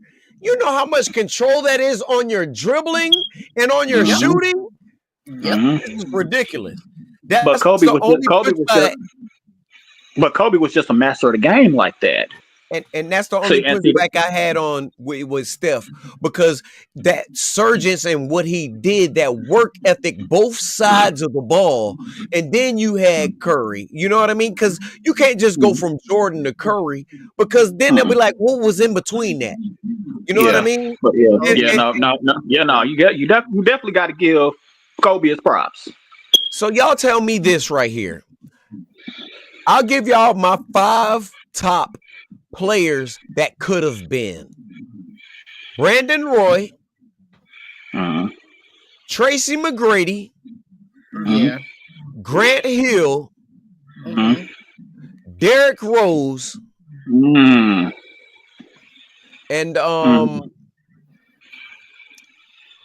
What's his name? I can't think of his name right now, but Who did he play for? what's y'all 5 that could have been and we don't know from it? Even if it's those same people, I want to know what y'all feel about it. I will give you Tracy McGrady. I will agree with that because I think he was he got overshadowed a lot in his game. At 24, he was averaging 30. In that league when it was so hard to score. Yeah, his inside presence and the way he was. Remember, not just inside, outside too. No, I know, but I'm saying his inside presence was underrated, and like he was a versatile player. Yes, sir. He could go inside and out, inside and out. It was just it was. I think I totally agree with that one. I think one who wasn't as good as what could have been. I think Rasheed Wallace. Mm-hmm. But see, the only reason I can't say or put him in that because he wasn't injured and that messed up his whole game. That's true. Okay. You know what I mean? I'm talking about the guys that they got injuries. Matter of fact, my 5th is Penny Hardaway. Oh, yes. Because those 5 players, they dominated the league, but after their injuries, okay, I get what you're saying now. I get what you're saying now. You know what I mean? Yeah. What do y'all feel about those guys? And we'll talk about those 5. Ooh, Penny. Yeah. Okay, I'll give Penny. Penny was in his. He was the original Kobe. With Shaq. Shaq was for that man after the movie Blue Chips. And got him out there in Orlando. Exactly. And then I think if Shaq wouldn't have bailed out and left, they would have had at least 2 championships. And Penny could shoot them threes like he was that yin yang. He would shoot out that perimeter shot, and that way you had a 50-50 chance. If it went in, cool. If it didn't, you had Shaq right there in the paint to throw it, to put it back in the basket. So it was. Penny, like Kobe, man, get it off the rebound, man. Like Kobe said, get it off the rebound, man. I ain't passing. I'm up and coming right now. Penny was. I was a Penny Hardaway fan. I ain't gonna care. Yeah. I ain't gonna hold you. I definitely had a couple of pairs of his shoes. I had this little Penny out here, bro. Little Penny was my dog. Penny was my dog. Look, Little Penny, and we all in the 90s. Hey, head of debate, we're reaching out to Little Penny. If y'all can get Little Penny out here, Chris Rock, get Little Penny, get him on the show. Let's talk some basketball, man. Half the people I know, half the girls I know didn't know nothing about basketball, but we all rocked them 90s Charlotte Hornet jackets, them starter jackets, okay? Oh my goodness, shout out to the starter jackets. Man, starter jackets. What was the top 3 starter jackets? If y'all want to say, if we're gonna talk Charlotte about Hornets. The Charlotte Hornets. The Lakers. Nope, not the starter jackets. It was the Raiders. Raiders. The Raiders. And I think the Bulls had a starter jacket too. They did, but theirs didn't sell as much. We had Charlotte. We had what was the other one? We had Charlotte, the Raiders. We had the Raiders, and we also had who was at the top of the game? The starter game with the starter coach, it was Michigan. It wasn't even an NBA team. Yeah. That's because they bought it. They did the Michigan after they did the Fab Five. Exactly. And man, I wanted one so bad. My mom wouldn't get me one. It was $98 at the time. I had my little teal, blue and green, 90 with the little corners. I'm happy I didn't get one. And Charlotte was my team at the time. I collected basketball cards at that time, and I had 33 Alonzo Mournings. That was my boy at the time. Kendall Hill, Johnny Newman, Muggsy Bogues, Larry Johnson. Man, Alonzo don't really get enough credit though. Alonzo I think Joe would have played a lot longer had he not had that kidney. Issue came up and kind of derailed. It derailed that because that was such a serious health issue. At age back then, T. Yeah, I didn't know how the trades and stuff went. I was mad at Alonzo because I thought he wanted to go to the Heat. And after that, I was mad and I was done with him. But I understand now that it's a business and it wasn't up to him. But Yeah. Charlotte should have never got rid of him. Remember, after they got rid of him, they got rid of Larry Johnson, Grandmama. Mhm. Come on. And everything outside of that, it was a 10-year stretch of nothing. Nothingness. Yeah. Yep. I mean, didn't they have Vlade Divac at one time and they traded him to the Lakers? They got Vlade Divac came from the Lakers. They traded Vlade Divac for Kobe Bryant, which was the dumbest trade in NBA history. How you trade Vlade Divac for Kobe Bryant? Look what Kobe Bryant would have did for the state of Charlotte, North Carolina. Yeah. And see, Kobe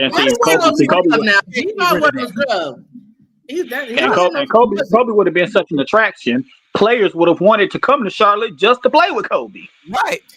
Would have made the Queen City some money, I tell you that much. And that's how the Lakers. Right now they losing money because they ain't got nobody but the Carolina Panthers. And unless they get somebody there over there to help out Bryce, we're gonna have a whole other set of problems. That's how the Lakers finessed the Hornets because Jerry West watched and knew what he got with Kobe Bryant. But the Hornets needed that big, and like we all said and agreed, Vlade was nice. That man played with magic. He was one of the first international players in the NBA that made a name for himself respectively. You know what I mean?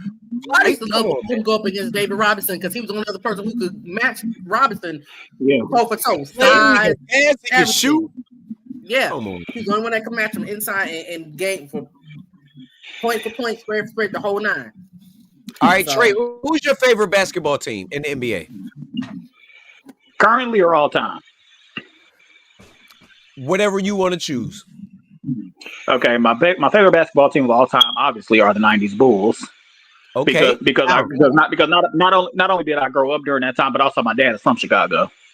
Okay, well check this out.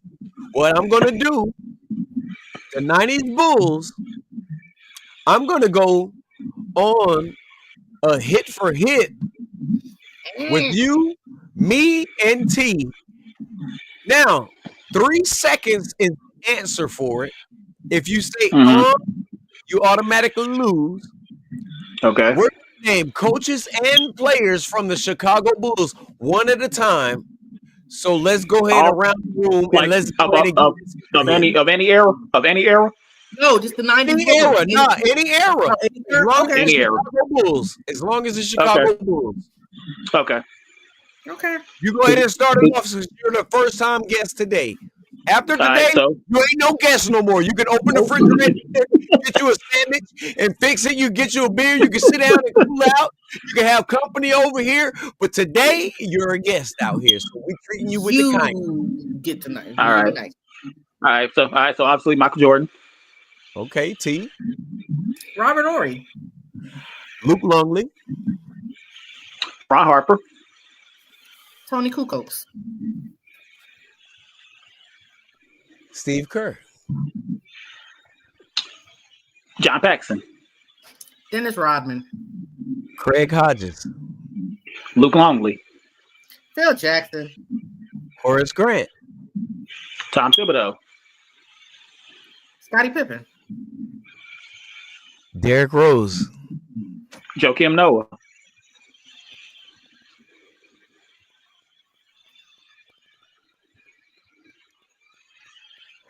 Oh, T! This is why I got stumped. Okay. I'll give you a shot right now. Lonzo Ball. Kurt Heinrich. Oh.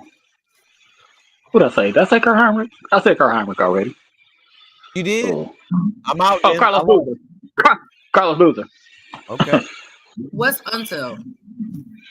Oh, that was a good one. Who do you say? Okay. Wes Unseld. Luke Longley. He played for the Bulls? He did. Well, okay. Luke Longley. Okay, now I'm out. It's on Trey anyway. Kyle Korver. I can't remember. I gotta be mama for a second. Oh, so you out? I'm out. I gotta be mama for a second. All right. Let me get back to it. Oh, I said, Hey, you won because I said and I just explained the rules to you, and I say 3 times. All right, well, we've been having a great show. So I don't want to leave just yet. That's my 9-year-old. That's dope. Oh, This is the 9-year-old one. You can't really see it.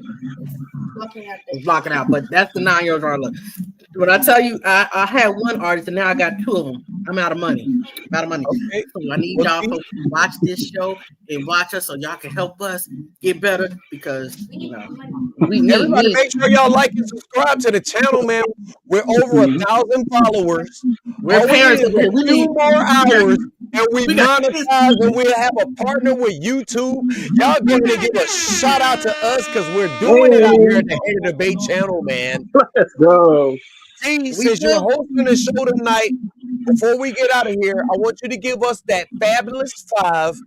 And Trey, we get one-word answers. And you know how it goes. If you got to say, he's the motherfucking GOAT, we'll accept that. Well, it's up to T to accept it, and you'll get the deny. All right? So, T, give us your 5, and we'll go between me and Trey Kane. Okay. Before we do that, next week we got to get to the men's top 25. We did not get a chance to touch on that today, but we definitely got to get to that because that's going to be an interesting. As much as it's set, it's really not set either. So now the only reason that we didn't do that because Bugs wants to do that tomorrow with us. That's the only reason I ain't want to do it. Cool, Bugs. We got some things to talk about because election, like you already know. Go. Never mind. I'm with you, T. I wanted to get on it, but Booger's like, I can't come tonight. I gotta work, but don't do it without me. I can't do it without Bugs. I can't do it without the basketball aficionado. No. Mr. Hit him with the No, we can't do that. Can't do that. So we definitely gotta get them. Top 5. Any sport, any player, give it to us. We got one-word answers for you, and you let us know if we get the denied. Before we start that, my 5 players that would have been. Oh yeah, I got now. See my list. I got Yao Ming. If he never, if he wouldn't have that foot issue, you 100% right. I'm glad you said that. I agree with you, Trey, on that. Yeah. So Yao Ming, I say Grant Hill. Mm-hmm. I agree 100% with Penny Hardaway. Yep. Yeah. Derrick Rose, obviously. Yeah, I think that knee was a lot worse than he thought. But now I will take out Brandon Roy. Because Brandon Roy is I'm not gonna say he's a typical shooting guard, but there were people that could do what Brandon Roy did. I don't know as much because at that time he was doing it when the defense was still able to crossbar you in the back and hand check you in that era. Remember, that was the era that made Kobe so good because it was still real defensively. But go ahead, I'm with you, bro. But and the last person I say, like, it's really a what if because we never really got to see him. I kind of wanted to see what Greg Oden was going to be like in the NBA. And my thing is, I always talk trash about him because he looks like he could be LeBron James's dad. You don't know who his daddy is anyway. His mom was messing around with him. No, I ain't even going out there. I said I ain't going to talk about you so wrong. But yeah, that's true. He was the original Joel Embiid. If you really look at it like that. We got somebody else that's saying, Hiram Hendry said, facts, Grant Ogram could have changed it. Yes, he could have. Yes, he could have. That's 100% facts. That's 100% facts, bro. I'm not mad at that 5 at all. What's up, Hendry? That's one of my And other like parts. Boogie would say, early. Yes. Okay. So top 5. Give us those 5, and we're gonna give you the one-word answers before we get out of here. This is a great episode. We almost an hour and 30 minutes. You know, we try to go 45 to an hour. We out here right now. I know. That's what happens when you have we ain't gotta go to work in the morning. You already know. Right. You saw what time when I told you I was getting off work, because it was like, oh, we got to come in and clean up. I said, no, I'm not doing that. I'm going to stay over tonight and clean up. I'm not doing this. I'm off on Saturdays and Sundays. I'm not doing that. Top 5. Let's go. Okay, we on basketball, so let's stick with basketball. Okay. And it could be any women's or men's, however you want it to be. You host. Okay. We go. Diana Taurasi. GOAT. Period of the WNBA. Even better than Dawn Staley. Even better than your favorite in WNBA player. She's won every award that you could win in the WNBA and in college and in high school. She was the beast. There was 3 times. You could watch her play and think that she was not going to do what she did. It was no surprise to anybody that saw her play. I got to go with GOAT. There's no other GOAT in the NBA yet that's on her level, or when they consider to be the GOAT, that can get the accolades that she got. Asia, Stewie, all of them are great, but no, there's only one GOAT of that WNBA, and I'll put that on there. GOAT. Can I get some more? I'll accept that rant. All right. You know I got to be extra. I know, because you're a UConn girl too, so that's a whole nother. Don't bring me up. So, Trey, what you got when it comes to DT? White Mamba. Woo! And It's good. We got to accept the nickname that Kobe gave her. Because like the Black Mamba, she was lethal on the court. She was unforgiving. She would get up in your face. She would get under your skin. She would do anything that she could to get an advantage over you. And she worked out with him. And you guys remember, Gigi was already going to go to UConn. Yep, she was already going to UConn. Already going. When she had her stuff out there, and bro, your answer was way better than mine, and I'm going to put that down because I know T had to accept that. Oh yeah, there's no way.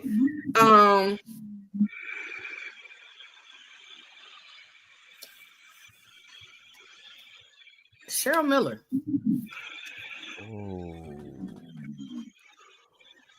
I'll say OG. I'll accept that. I'll say forgotten. I'll accept that too. I will say forgotten because everybody else that's came up and all of the flash, it wasn't none of. She came to play ball. She came to play ball. She came, she saw, she conquered. You were at first USC championship team. She helped lay the foundation for what is now the WNBA because the way she played the game, once they started playing and they started looking and realizing, that's when they really started paying attention a little bit to women's basketball. Not as much as now, but what happened? Mike was muted? No, I hit the wrong button. I hit the wrong button. Didn't she score like 100 points in a high school game? That was Cheryl Miller. 105 to be exact. Oh, okay. Yep. I'm thinking about Cheryl Miller. I'm sorry. Yeah, 105 to be exact. And Cheryl Miller. That's what we're talking about.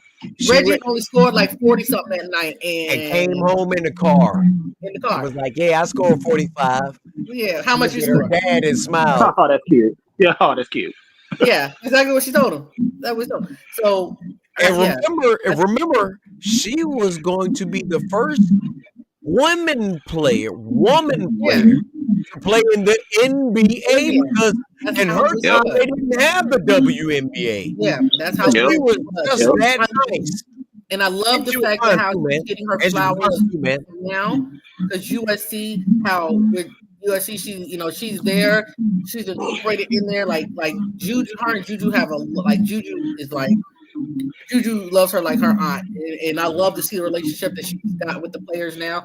So I'm very happy to see that she's getting the love. Because like you said, Pete, I think a lot of people forget and have forgotten what her contributions to the game were. It wouldn't be a WNBA if it wasn't for her and how hard she played ball.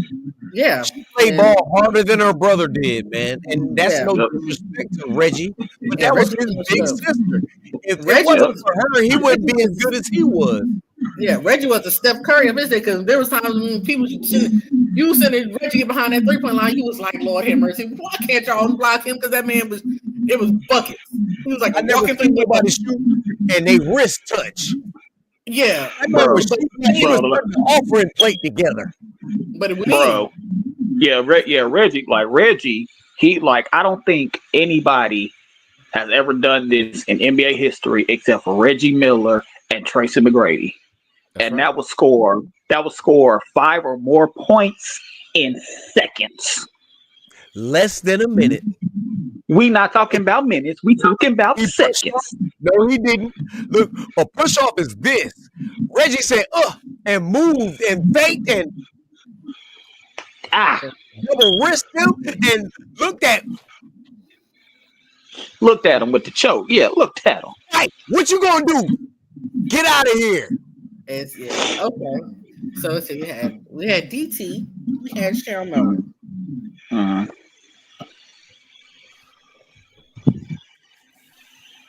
Cheryl Swoops.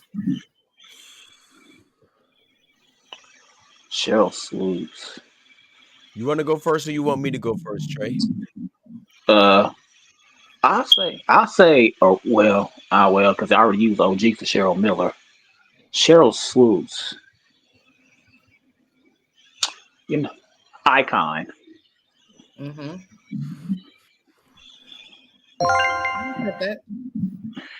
Points on the board. I'll say for Cheryl Swoops.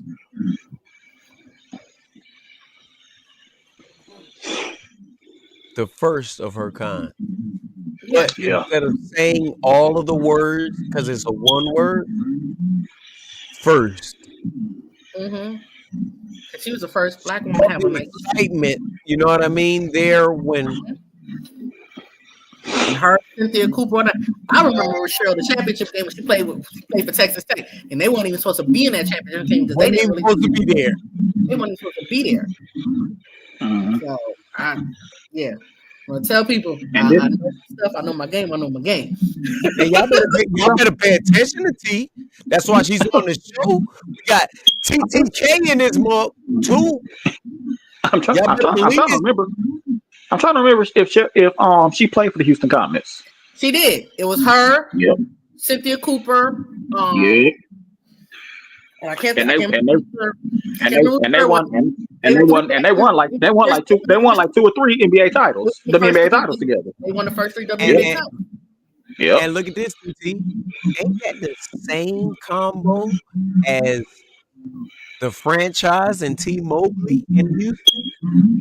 Yeah, that sure is. Because every one of the first ones to kind of use the big 3. And honestly, if you think about it, and now that I think about it, I kind of wonder if that's what Monkey's trying to model LSU after. Because remember, Houston had that big 3, and now Monkey's got that big 3 with Flage, Morrow, and Mitchell. So I wouldn't be surprised if she's trying to find parallels to that too. So I'm sorry, that just when we thought about that, I was like, Yeah, you ain't gotta apologize. You know what we out here for: the stats, the data, and all that. Yeah. So we got 2 more. So, Oh, wait a minute! Right now, the Lakers is losing to the Clippers by 1 point. See how long that lasts. Go ahead. What's that? 3 right now? That was number 3. Okay, let's go.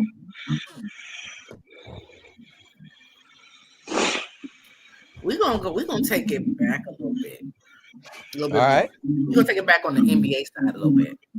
Let's go. I'm with whoever. You can go to football if you want to too. It's on you, T. Nah. Yeah. We're gonna take it back a little bit. John Stockton.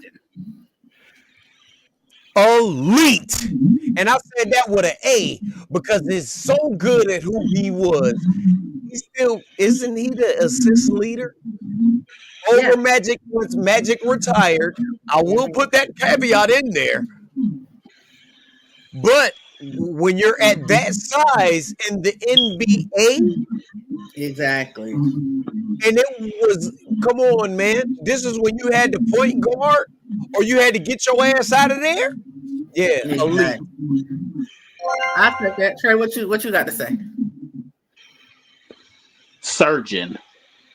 Yes. Because the way John Stockton dictated the offense in Utah, like he did it with surgical precision.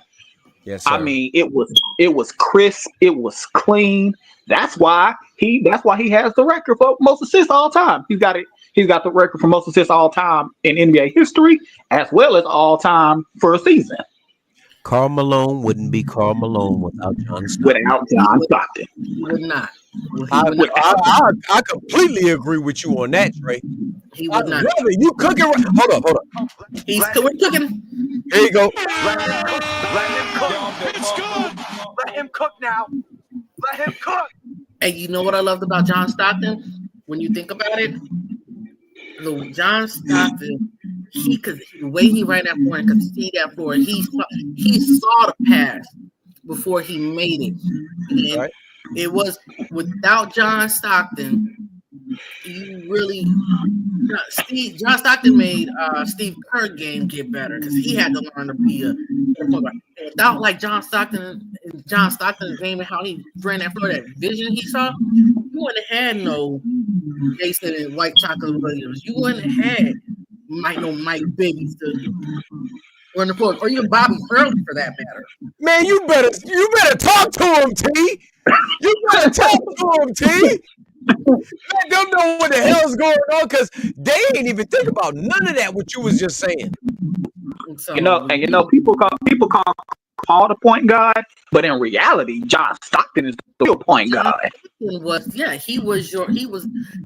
what you wanted your point guard because he didn't focus on scoring, but he was a passer. He was pass first point guard who could. Because remember, in his years, that's what it was. He was trying to beat Magic and ended up doing it from Magic's retirement. Yeah. So you wouldn't have the passes like Jason Williams was coming up with the no looks, or like Bobby Hurley, the way he would run that floor because the way Bobby Hurley would run that floor, even when he was at Duke and when he got into the league, it was a little. You could see some of what he took from like some of the different point guards, and especially Stockton, because like I said, Stockton he saw the passes before the game. He could see he knew where his bigs were. He knew where his perimeter shooters were. He knew where everybody was at on the phone where they were supposed to be. And he could coming off break a transition fast, a transition or a set play. So yeah, John Stockton, it's definitely one of the top point guards of the game to play the game, in my opinion.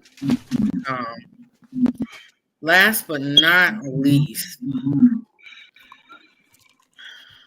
All right, I'm sorry. I had to step away for a minute. No, you're good. Don't you ever talk about me. I won't. Last You was not me. remember that game too, T. Don't you ever talk about me. Michael who was talking about you? Michael Crabtree. That look. And I didn't like him. I didn't like him then. But when he came to the 49ers, it was great.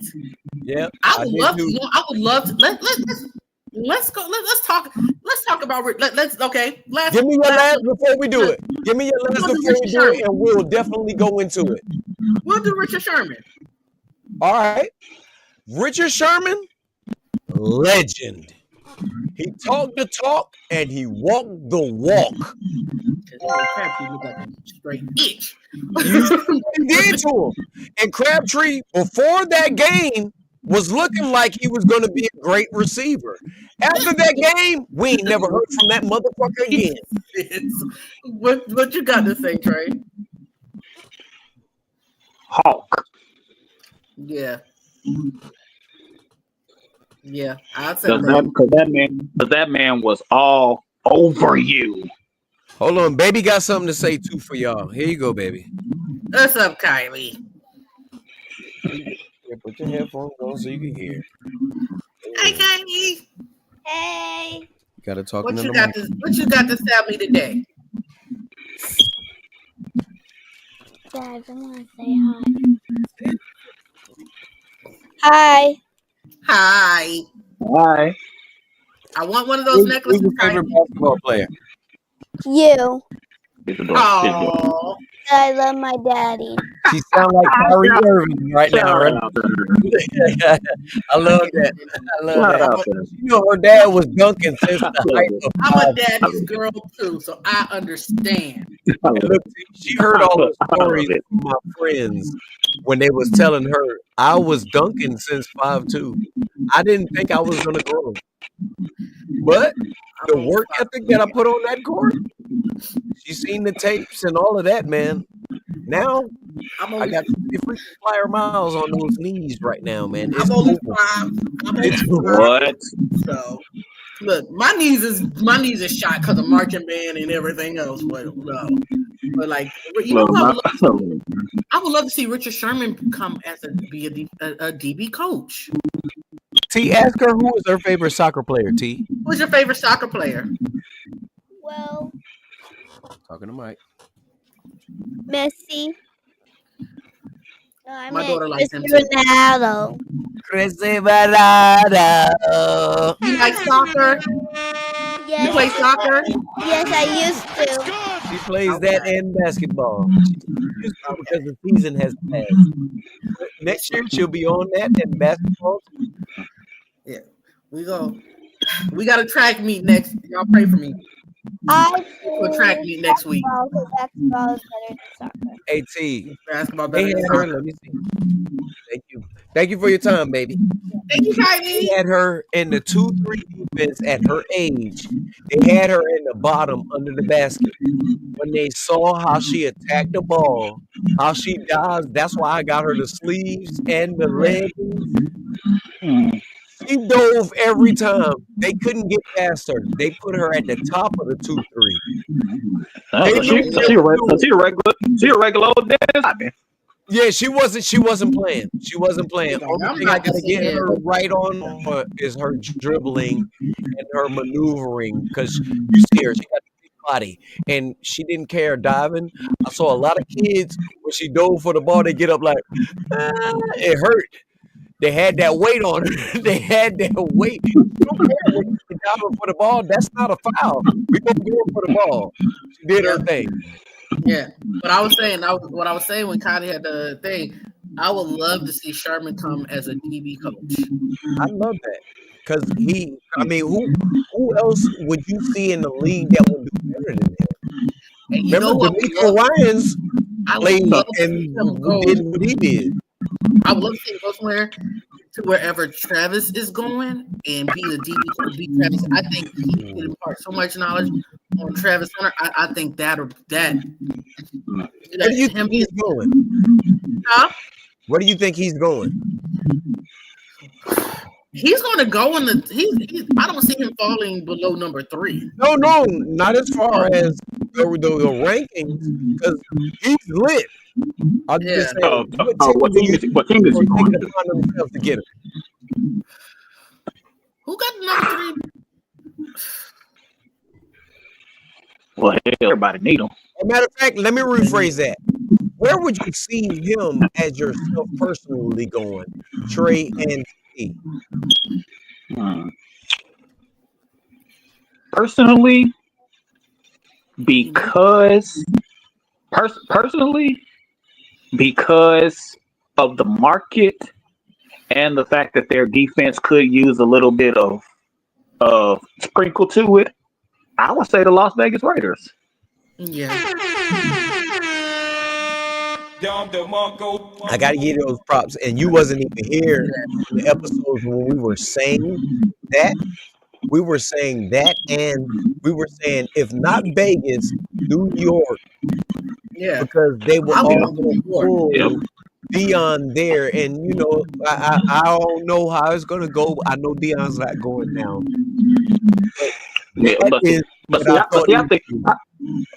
I think New York needs a quarterback more than anything. They do. New York needs a whole front office change because both of them need to go. When they let Saquon not only walk out the door, but go for a division rival, he ran all over the board. Don't let him go. Let Daniel Jones go. Don't let Saquon go. His told him that. I'll tell you that. No, everybody need to go front office. Look what happened after you didn't listen to your kids. And if I was his son, I'd be like, I told you so. Well, now you can't really blame that on Brian Daboll.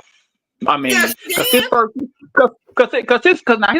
first year he coached the Giants, they were a pretty good team. I mean, he won Coach of the Year. They were a pretty good team. The problem is you knew Daniel Jones wasn't that good, and needed the help. So instead of figuring out a way to restructure the whole 9, you let your top running back go to somebody who can run. You let him go, and then you want as the GM and all y'all want to talk something. I'm gonna be sick if he goes to the Eagles. First of all, y'all let him. Why would y'all let him go to a division rival? If you let that man go to somebody that's at the bottom. Couldn't even let that man go somewhere. Y'all let him go to a division rival. Right, and that's what Boogie was saying. That's like the Cowboys letting their defensive coordinator. Yeah, that's like the Cowboys letting their defensive coordinator go to Washington as the head coach. They hold like Boogie said, they need to let the whole squad go. They need to repaint the walls. They need to tear all that carpet up. They need to let the whole go because you had the opportunity. And you were smart enough to get everything that was there when Eli and them was fortunate enough to get it. I can't say lucky. When they were fortunate enough to win, you didn't follow anything up with that. After Eli was gone, those boys faded to black. Look, but I do feel the Giants need a quarterback more than anything. But they can get Travis Hunter. I think they get Travis Hunter only if they can get Matt Stafford as quarterback. Matt Stafford just restructured his contract. So he's saying that he's staying with the Rams. He's staying. They re-signed him today. That's what we started today. Now look, Trey. Okay. I'll say this. Wherever Travis Hunter goes, which would you rather see him as? A DB or a wide receiver? Cool. I'd say a DB. Me too. I'd say a DB because of his size and his physicality. Yep. He could do more damage on defense than he could on offense. And he'll last longer. Yep. Yeah, and he'll last longer. But he got hurt offensively. He got hit by a white guy and got hurt. Not only that, because I agree with both of you. I'd rather see him as I know he wants to play both and he can play both, but I think he'd be better as a DB in the league. No other reason, because you have a lot of times you have the quarterbacks when they come out of college, they try and turn the quarterbacks into, safeties and DBs, have them playing defense because they know what the offense is looking at. they don't have to train him to be in that position or kind of build him up to be in that position. He's played it naturally. He's played both sides of the ball, so he knows how to look for quarterback's eyes and see where that ball is going. He knows how to read offenses as defensive players, the different offenses, but his understanding of the inner workings of what it does as a defensive player who doubled as an offensive player all of his career from high school to college. That's a rarity. That's what made Deion such a hot commodity and a dangerous commodity, because he could do both. How do you think it feels for Deion to see his son is great, but another player that he coached up is even better than his son? I think for Deion, he's like a proud dad either way. Either way, and his other son too. Yeah, he's a proud dad either way. That's right. He's like the what is it? What's the Ball's dad name? Lamar. He's bringing his kids into the league. Everybody laughed at him when he was on ESPN, when he was doing this thing, talking that talk. The only one player didn't pan out, just got his $1 million store rap career. Go ahead and talk about good dads that's out here. Great black dads. He got all three of his players are millionaires right now. Not even that. And the thing with Deion just didn't do it with his boys, because even with you got, forget if Shiloh don't get where he's supposed to go or whatnot. People forget Shiloh is super talented and super smart. So Shiloh he ain't sorry. Yeah, he ain't not sorry. He need okay. You got Bucky, who his oldest son, Bucky, who does all the filming and whatnot for all of that. But also with Deion, he takes pride in all the kids that he worked with. Like the way he helped Jimmy and was there for Jimmy, with his dad's situation. What a lot of people don't realize is Colorado's team as a whole had a 3.0, 3.1 GPA total, which was the first time that team, as a collective, as a team, has had that high of a GPA. So he made it a point to understand you may not make it here, but you're all gonna be productive and be made. And it didn't matter if it was white, black, because like Cash. What was their record before he got there? 1-11, 2-10, like that. And the first year he got there, he beat that record. And this year that just passed, man, come on, they're only going to get better. Everybody want to hate on Deion because Deion is flashy. He was the same thing in the unapologetic NFL. He was the same thing in the MLB. He talked it and he proved it. This man left baseball games to go play football. Left football games to go play baseball. He was still elite in both programs. He left the game to go play. I think was he playing for I can't remember the 49ers. Atlanta Braves. No, Atlanta Braves. He was playing. And he left. He was playing at the Falcons at the same time he was playing. He was playing for the Falcons and the Braves. To go play the World Series.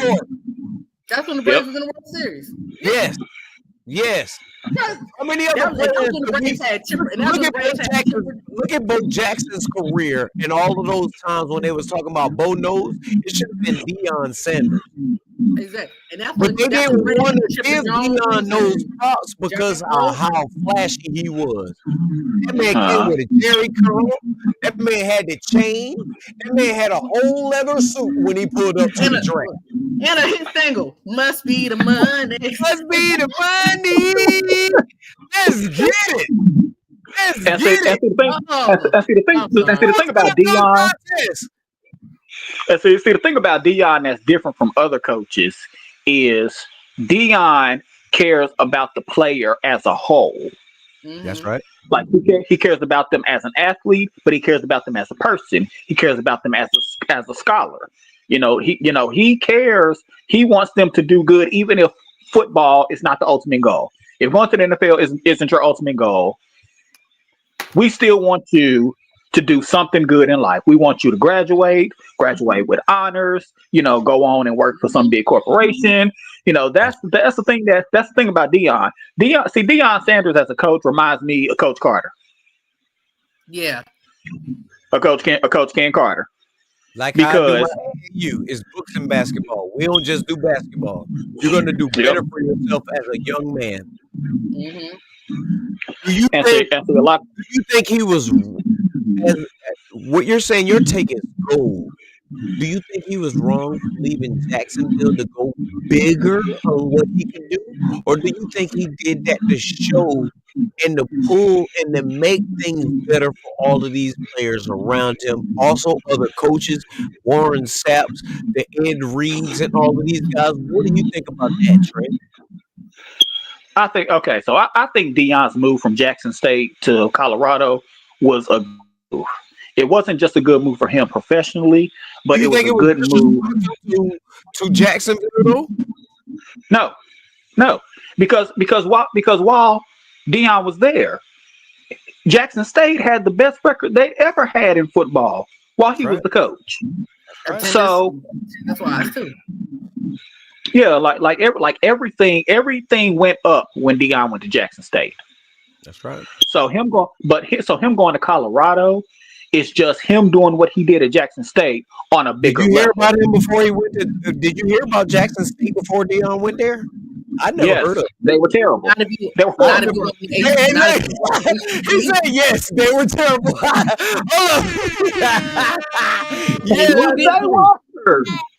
If you didn't follow HBCU, you wouldn't even know who Jackson State was if you didn't follow HBCUs. You wouldn't know who Jackson State was. And if you did know who Jackson State was, it was only because all you knew of was the sonic boom of the South. You did not realize they had a football team. You didn't know what it was. I think for him, when he left Jackson State, it was because he still had. Remember, I don't think he wanted to necessarily leave. I think it was also respect, and he was not getting the respect into the AD. He wasn't getting the respect when there's so many things. He's putting stuff in and making stuff happen, but they weren't living up to their end of the bargain.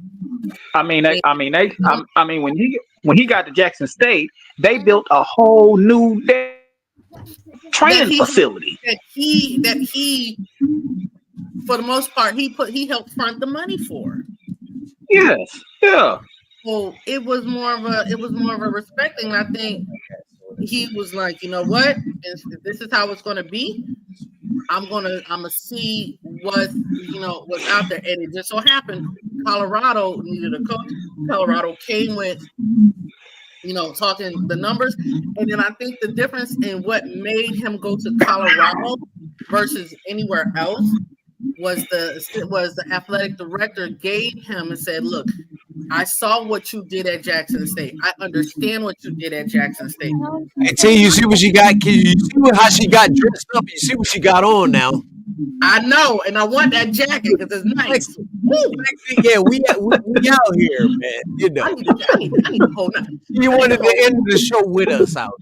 Yeah, but I think with him coming to Colorado, the AD said, look, I will not only give you free reign to do stuff, I'm not going to only give you free reign to do stuff, but I'm going to let you control the team, how you run the team, how you see fit. And that's what's made his transition to Colorado so successful, because he had not only this.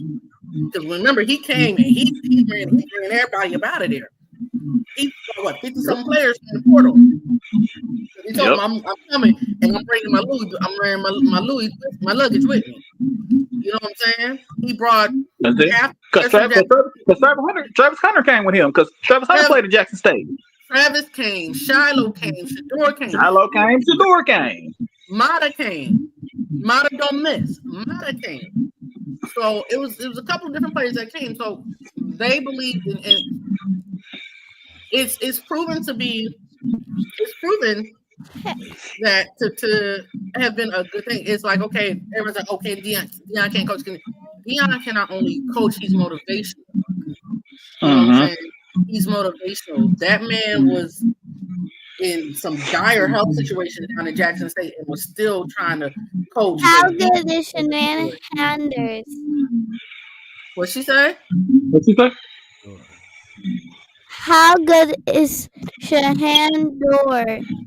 Shador Sanders? Shador Sanders? Yeah. Shador Sanders. Shador is good. Shador We've been watching, y'all been seeing it on the ESPNs and everything. They're trying to say it like he's not who he is. He hasn't had a strong line, and he's been getting his butt kicked out there. But he's been tough enough. He's had an arm enough, and he's been smart enough. Ain't that what you want in your quarterback? They don't like Shador. They don't like Shador because he acts like his dad. Because he acts like his dad. They don't like Shador acts more like Deion than Shiloh does. Right. It ain't that because it ain't that, and I'm gonna tell you why it's not. I'm gonna tell you why it's not particularly that, Pete. Because the evolution of the black quarterback and what that black quarterback can do has changed from the time of Doug Williams and everybody else. So a black quarterback is not necessarily an oddity. It's now that could be that, but also what you got to remember is all of these other analysts is saying that he can't do this, he can't do that. This man hadn't had a line. They said he's smaller. Well, look, smaller. He ain't been hurt yet. He ain't been taken out the game yet. He still can deliver pocket passes with a weak pocket. He don't like to run like that. You know, I think what it is. Yeah. Go ahead, Trey. Yeah, Go ahead, I think what it is now that Lamar Jackson is in the league, everybody wants every black quarterback to be like Lamar Jackson. It's not gonna happen. They want him to be big. They want him to be able to run the football. They want him to be able to make physical plays and throw the football. But now notice when Lamar came out of Louisville and his first couple years in the league, he wasn't that great of a passer. I mean, he was good enough. You know, he was good enough to get the job done. Out of Louisville and out of Colorado, who's the better quarterback between those two? Coming out of college, I think Shador is a better quarterback. Before you answer it, who did Tom Brady put his NIL money on? Shador. So what's your take on that right there, bro? Hold on. Let's get these. That's Trey. Hold on. I'm sorry. Hold on. I'm sorry, y'all. Let me get these. Hiram said he was talking about Greg. He said Greg could have changed the game. Said he's the future, and he said QB. Hiram, I don't know who you was talking about when you said QB. Who's the franchise QB? Henry. Yeah, you gotta give me some more, and we got you. And I do definitely appreciate you being out here with us because you could have been anywhere in the world tonight, but you with us. Let us know, and I'm gonna put that up here. He put his NIL money. Oh, Sanders. Okay, yeah. Okay. Yeah. And like I said, man, look, if you look at the way he pats his feet and he's calm in the pocket, who put their money on him? Y'all tell me that. Tom Brady. That's why I think he's going to the Las Vegas Raiders because Tom Brady is now on that squad. And that man put money on him in college. Yeah. Okay. Yeah. That makes total sense. So y'all. The thing about Shador's game is it's not as flashy, but it gets the job done. That's why everybody loves Tom Brady. Tom Brady wasn't the flashiest quarterback in the league. Before you go, and I'm sorry to cut you off. I'm sorry to disrespect you like that. They give Brock Purdy all the praise in the world for what he does, and that ain't nothing like no Shador Sanders because he got a weak arm. They want to pay him 50, 60 million, and you can't throw the ball 60 yards. Or in the rain. And They I'm want to pay you all fans. this money, and when it rains, you can't throw the football. And they want to talk junk about Shedeur Sanders because this is his move. Look at my watch.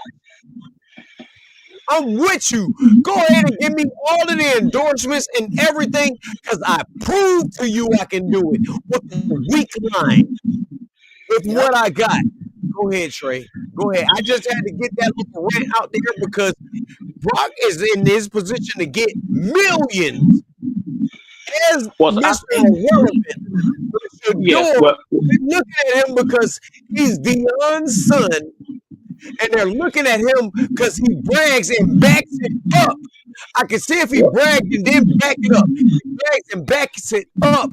And you don't want him to get money or get a good position because that's Deion Sanders' son. And you can't control what is great.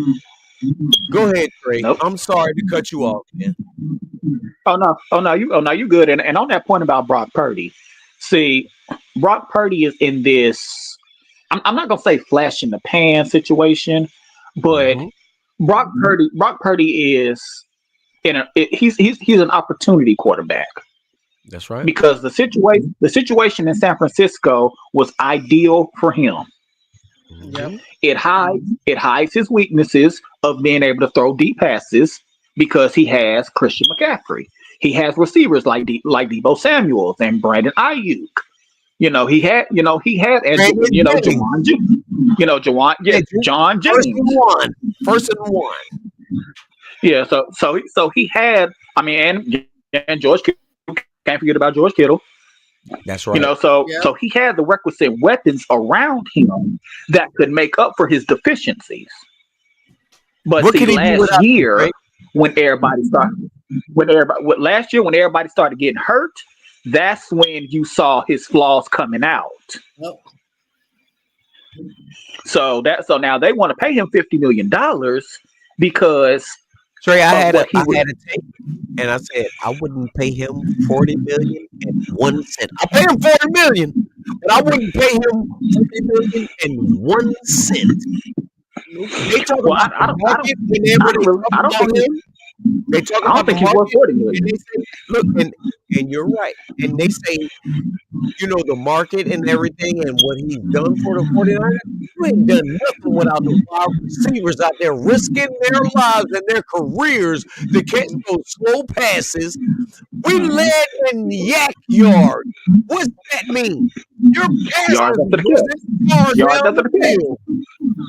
You passed it to those guys, and they got you to be the quarterback that you was. Go ahead, Trey. I'm sorry. Oh no, it's fine. It's fine. And see, with Brock Purdy, I don't think he's worth $40 million. I don't either. At best, see, Brock Purdy is in an ideal situation right now. But if he didn't have the weapons that he had, he's like a Sam Darnold type quarterback. Exactly. He's serviceable. He makes smart decisions with the football. He doesn't turn it over like that. So he's very much serviceable, and he could be a starting quarterback in the NBA or in the NFL. I'm sorry, he could be a starting quarterback in the NFL. A little bit. What's that? I say, and he can run a little bit. My thing is, I would give him the Baker Mayfield contract. Yep. At max for me, I'd give him the Baker Mayfield. You got to prove to me in 3 or 4 years after that, if you prove that within those. But see, this is what everybody's missing. You're still under contract now. We don't got to pay you. And if you don't want to play, if you want to hold out, guess how many teams is going to trade or come knocking on your door for it? Because your agent doesn't have nobody else as big as you under his contract, and you being his biggest agent under contract with him, you showed this year the most regression of all quarterbacks. Yep. At this point, he's better as a backup if he doesn't find a way to improve his game. We don't even know I what do agree. Tanner Mordecai got a better arm than him. Tanner I do agree. Mordecai I do got better agree. legs than him.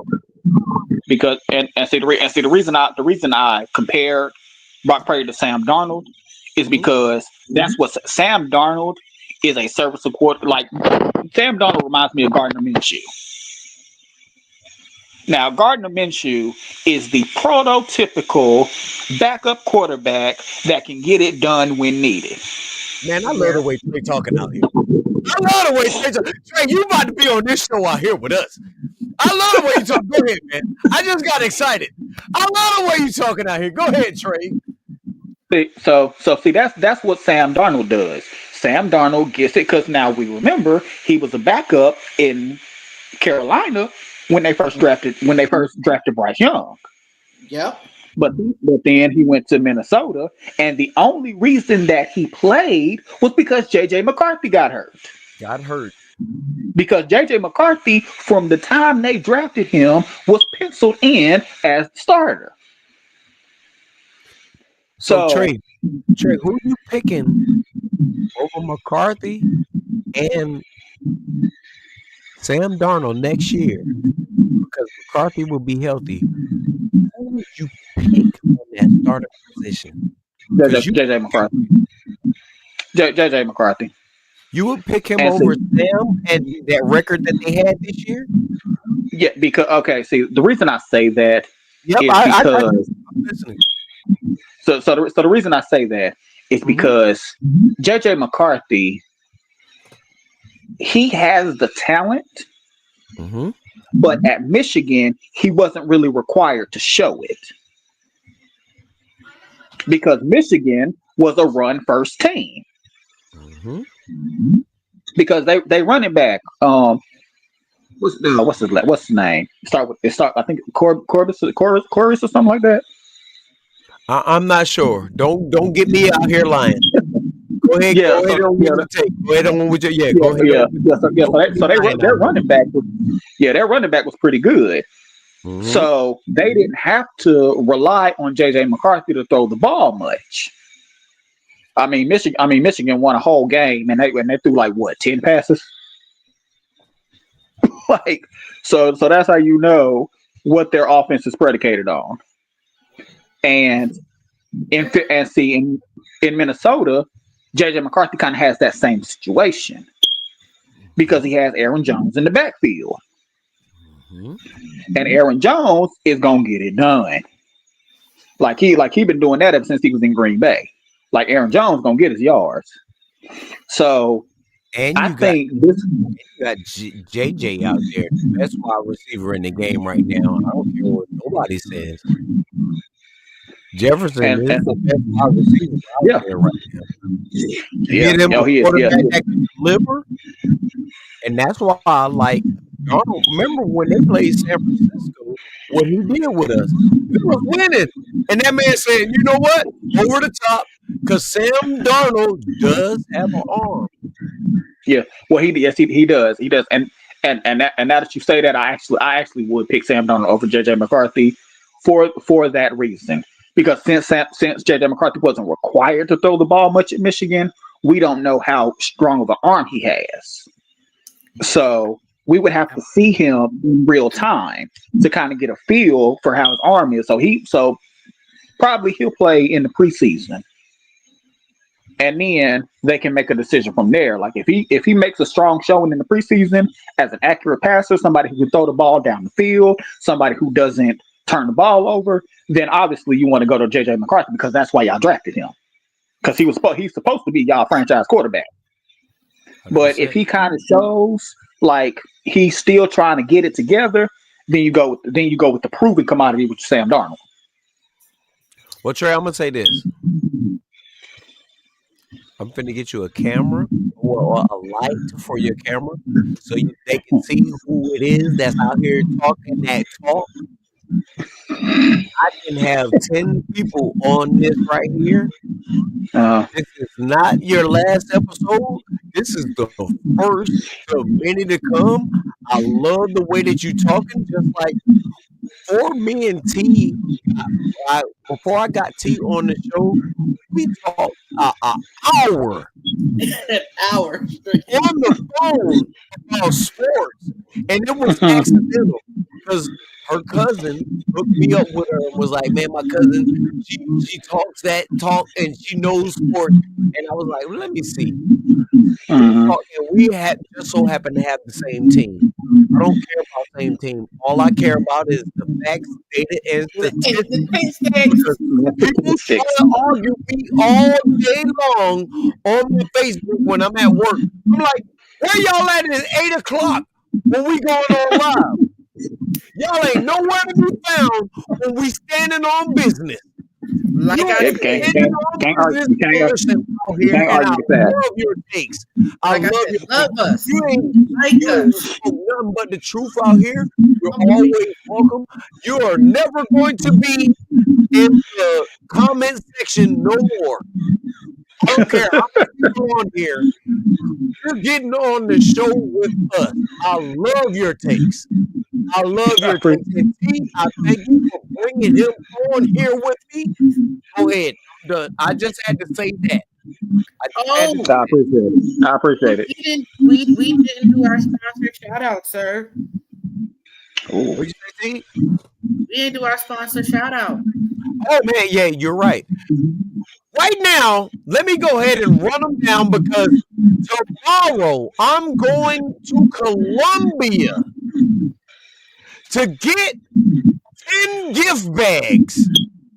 Tonight, if you're watching and you're a part of the show, give me that promo code 007, type it down, and you'll get a gift bag. I'll deliver it to you personally myself. I got 10 of them. Tomorrow, you'll get one. And what you can get the Delta 8, or you can just get a free pass. But outside of that, we got y'all. We got y'all covered. Shout out to Planet Vapor for all your vapor needs. It was 11 different locations. They upped their game and they put that muscle in out there in Florence. Now it's back to 12 different locations. And if you can't get with them on the 12 different locations in South Carolina, please go to www.planet.vapor.com for all your vapor needs. T, run down the next one, and I'll run down the last. And I support my daddy. Love. I What love she said. Diamond. What she said. I'm a daddy girl, so I'm 100% with that. Shout out to our other sponsor. I'm gonna take the last one. He can do the middle one too because as a mom of an artist, I gotta support the artist community. So please, thank you to our sponsor, Rock Bottom Studios. I need y'all all to go check out Rock Bottom Studios. They are the only and first Black-owned animation studio here in Soda City, here in Columbia. Go check them Better out believe it. for all your animation We needs. They've also got some got great things over there. Oh yeah. And Oh we're yeah. gonna We be buy black. shout out to 106 in Parks, own champion every time he was out there, Blind Fury at Blind Fury Studios, and also our latest edition, Price Hop. That jacket for me over there, baby. Get that jacket over there so they can see what it is. we Yep, coming, it's y'all. We right there, baby. coming. Price Hop for all your clothing needs. And this is no Okay. giveaway. I love my jacket. I love my jacket, man. I wear this with my green. I wear this with my reds. I wear this with my blue. It does not matter. Shout out to Chris Top. He's got scenes. He's got comedy things coming up. He's got so many things on the line. Our sponsors are on the way, and we're building. Shout out to not only them, but to you, the viewers that watch us, that love us, that got us to 1.5 2K views, and the hours are going up. We're real soon to be partners on YouTube. Y'all, please like, share, subscribe. We are out here. We're on YouTube. We're on Facebook. We're on Instagram. We're on TikTok. We're on all major streaming platforms. We are about to make this bridge so we can go to Spotify, Apple Music, all of the platforms that got podcasts. We're not playing no more. Now that we got that all out of the way, Yep. y'all go ahead and run your shots down. T, you're the lady in the building. Yep. Wait a minute. T, go ahead and do your thing before T gets up. And don't be all So long. Go ahead. my shout out is Hold on, T. one. Hold on, T. Before you go, let baby get hers out the way. Go ahead, get your shout out, baby girl. Hold on. Take your headphones down. Do it. Wake them up. Do it. Yeah, like that. Hey, Flossie, shout out to Bobby Dread for giving those good classes I'll never get back again. Yep, you ain't never getting back. The cool way to say hi. That's love. Yeah, you All right. ain't never. T, run You them ain't shots never. down, T. You ain't never getting them glasses back. You see what I put on my face. Yep. So first and foremost, shout out to all everybody that is watching, has watched, those who will be watching. Y'all are gonna. We're coming. We're coming with some stuff. Shout out to Trey for not only supporting, but supporting, watching it now, and coming to hang out with us. I appreciate, Which will soon be a co-host with us. Yes, I love Trey. I fuck with you on this. Appreciate you. And I said that F-U-X, not the F-U-C-K. I don't curse. Yeah, I appreciate you. Shout out to the Hated Debate crew. It's all love. It's fun. I was once called the first lady of Hated Debate, but I am not the first lady of Hated Debate. I will be the princess of Hated Debate because the first lady is going to have to be Mom Dukes, who Mom Dukes came after you. Mom Dukes came after you. Oh, she will be that other name. That's no disrespect to my mom. Okay, I'll take the first lady. You know how y'all get when y'all be on the show. I love it. I love it. I will take the first lady of Hated Debate, then, but shout out to the other lady of Hated Debate, Ms. Mom Dukes, and she comes on. She keeps me on my toes with her takes, and I just love her energy when she's on. And at the end of the day, I'm thankful and grateful to be able to do something that I love, that I like, and talk about something that's near and dear to me, and that's sport. And so I'm just thankful for everyone. And just that's how it goes. And to the hostess with the mostest, the man with the plan who put it all together, Mr. Mvpetedageek. Thank you for bringing me on, my brother.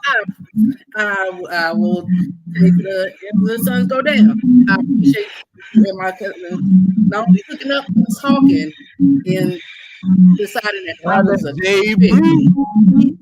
Decided I was a good fit, and to bring you on, and the Black and Bull and everybody. Let's keep moving. You already know we doing that.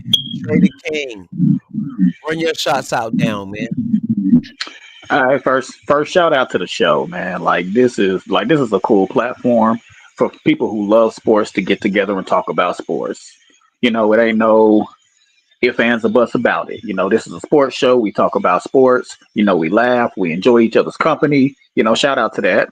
Shout out to T, my homegirl, my co-commissioner, for putting me on to this show. Y'all have got a fan for life from now we on. about to get y'all up on the fantasy sports. We're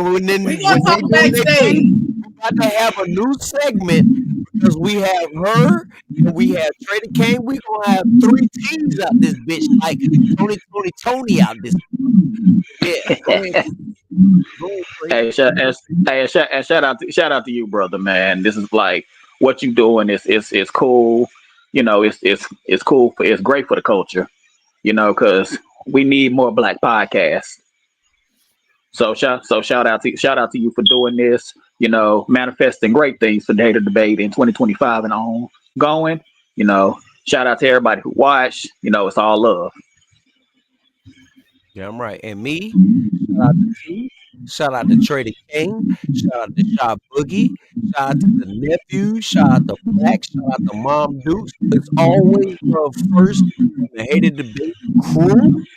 And it's number one before all of that, shout out to you that's watching, that's entertained by it, that loves it. I appreciate y'all for getting us to that 1,000 mark. We're about to get partnered with YouTube. I appreciate y'all for the love that y'all have showed. Y'all, we're none of us are NBA, WNBA, WNCAA champions or anything like that. We talk the talk. This is what it is. This sport talk. We're bringing you the real. We're not going off of feelings. This is why the whole show, the whole hour, 2 hours, whatever it is, you don't hear none of us say I feel. We talk on what is real. I give a shout out to all y'all first because I can't do it without y'all.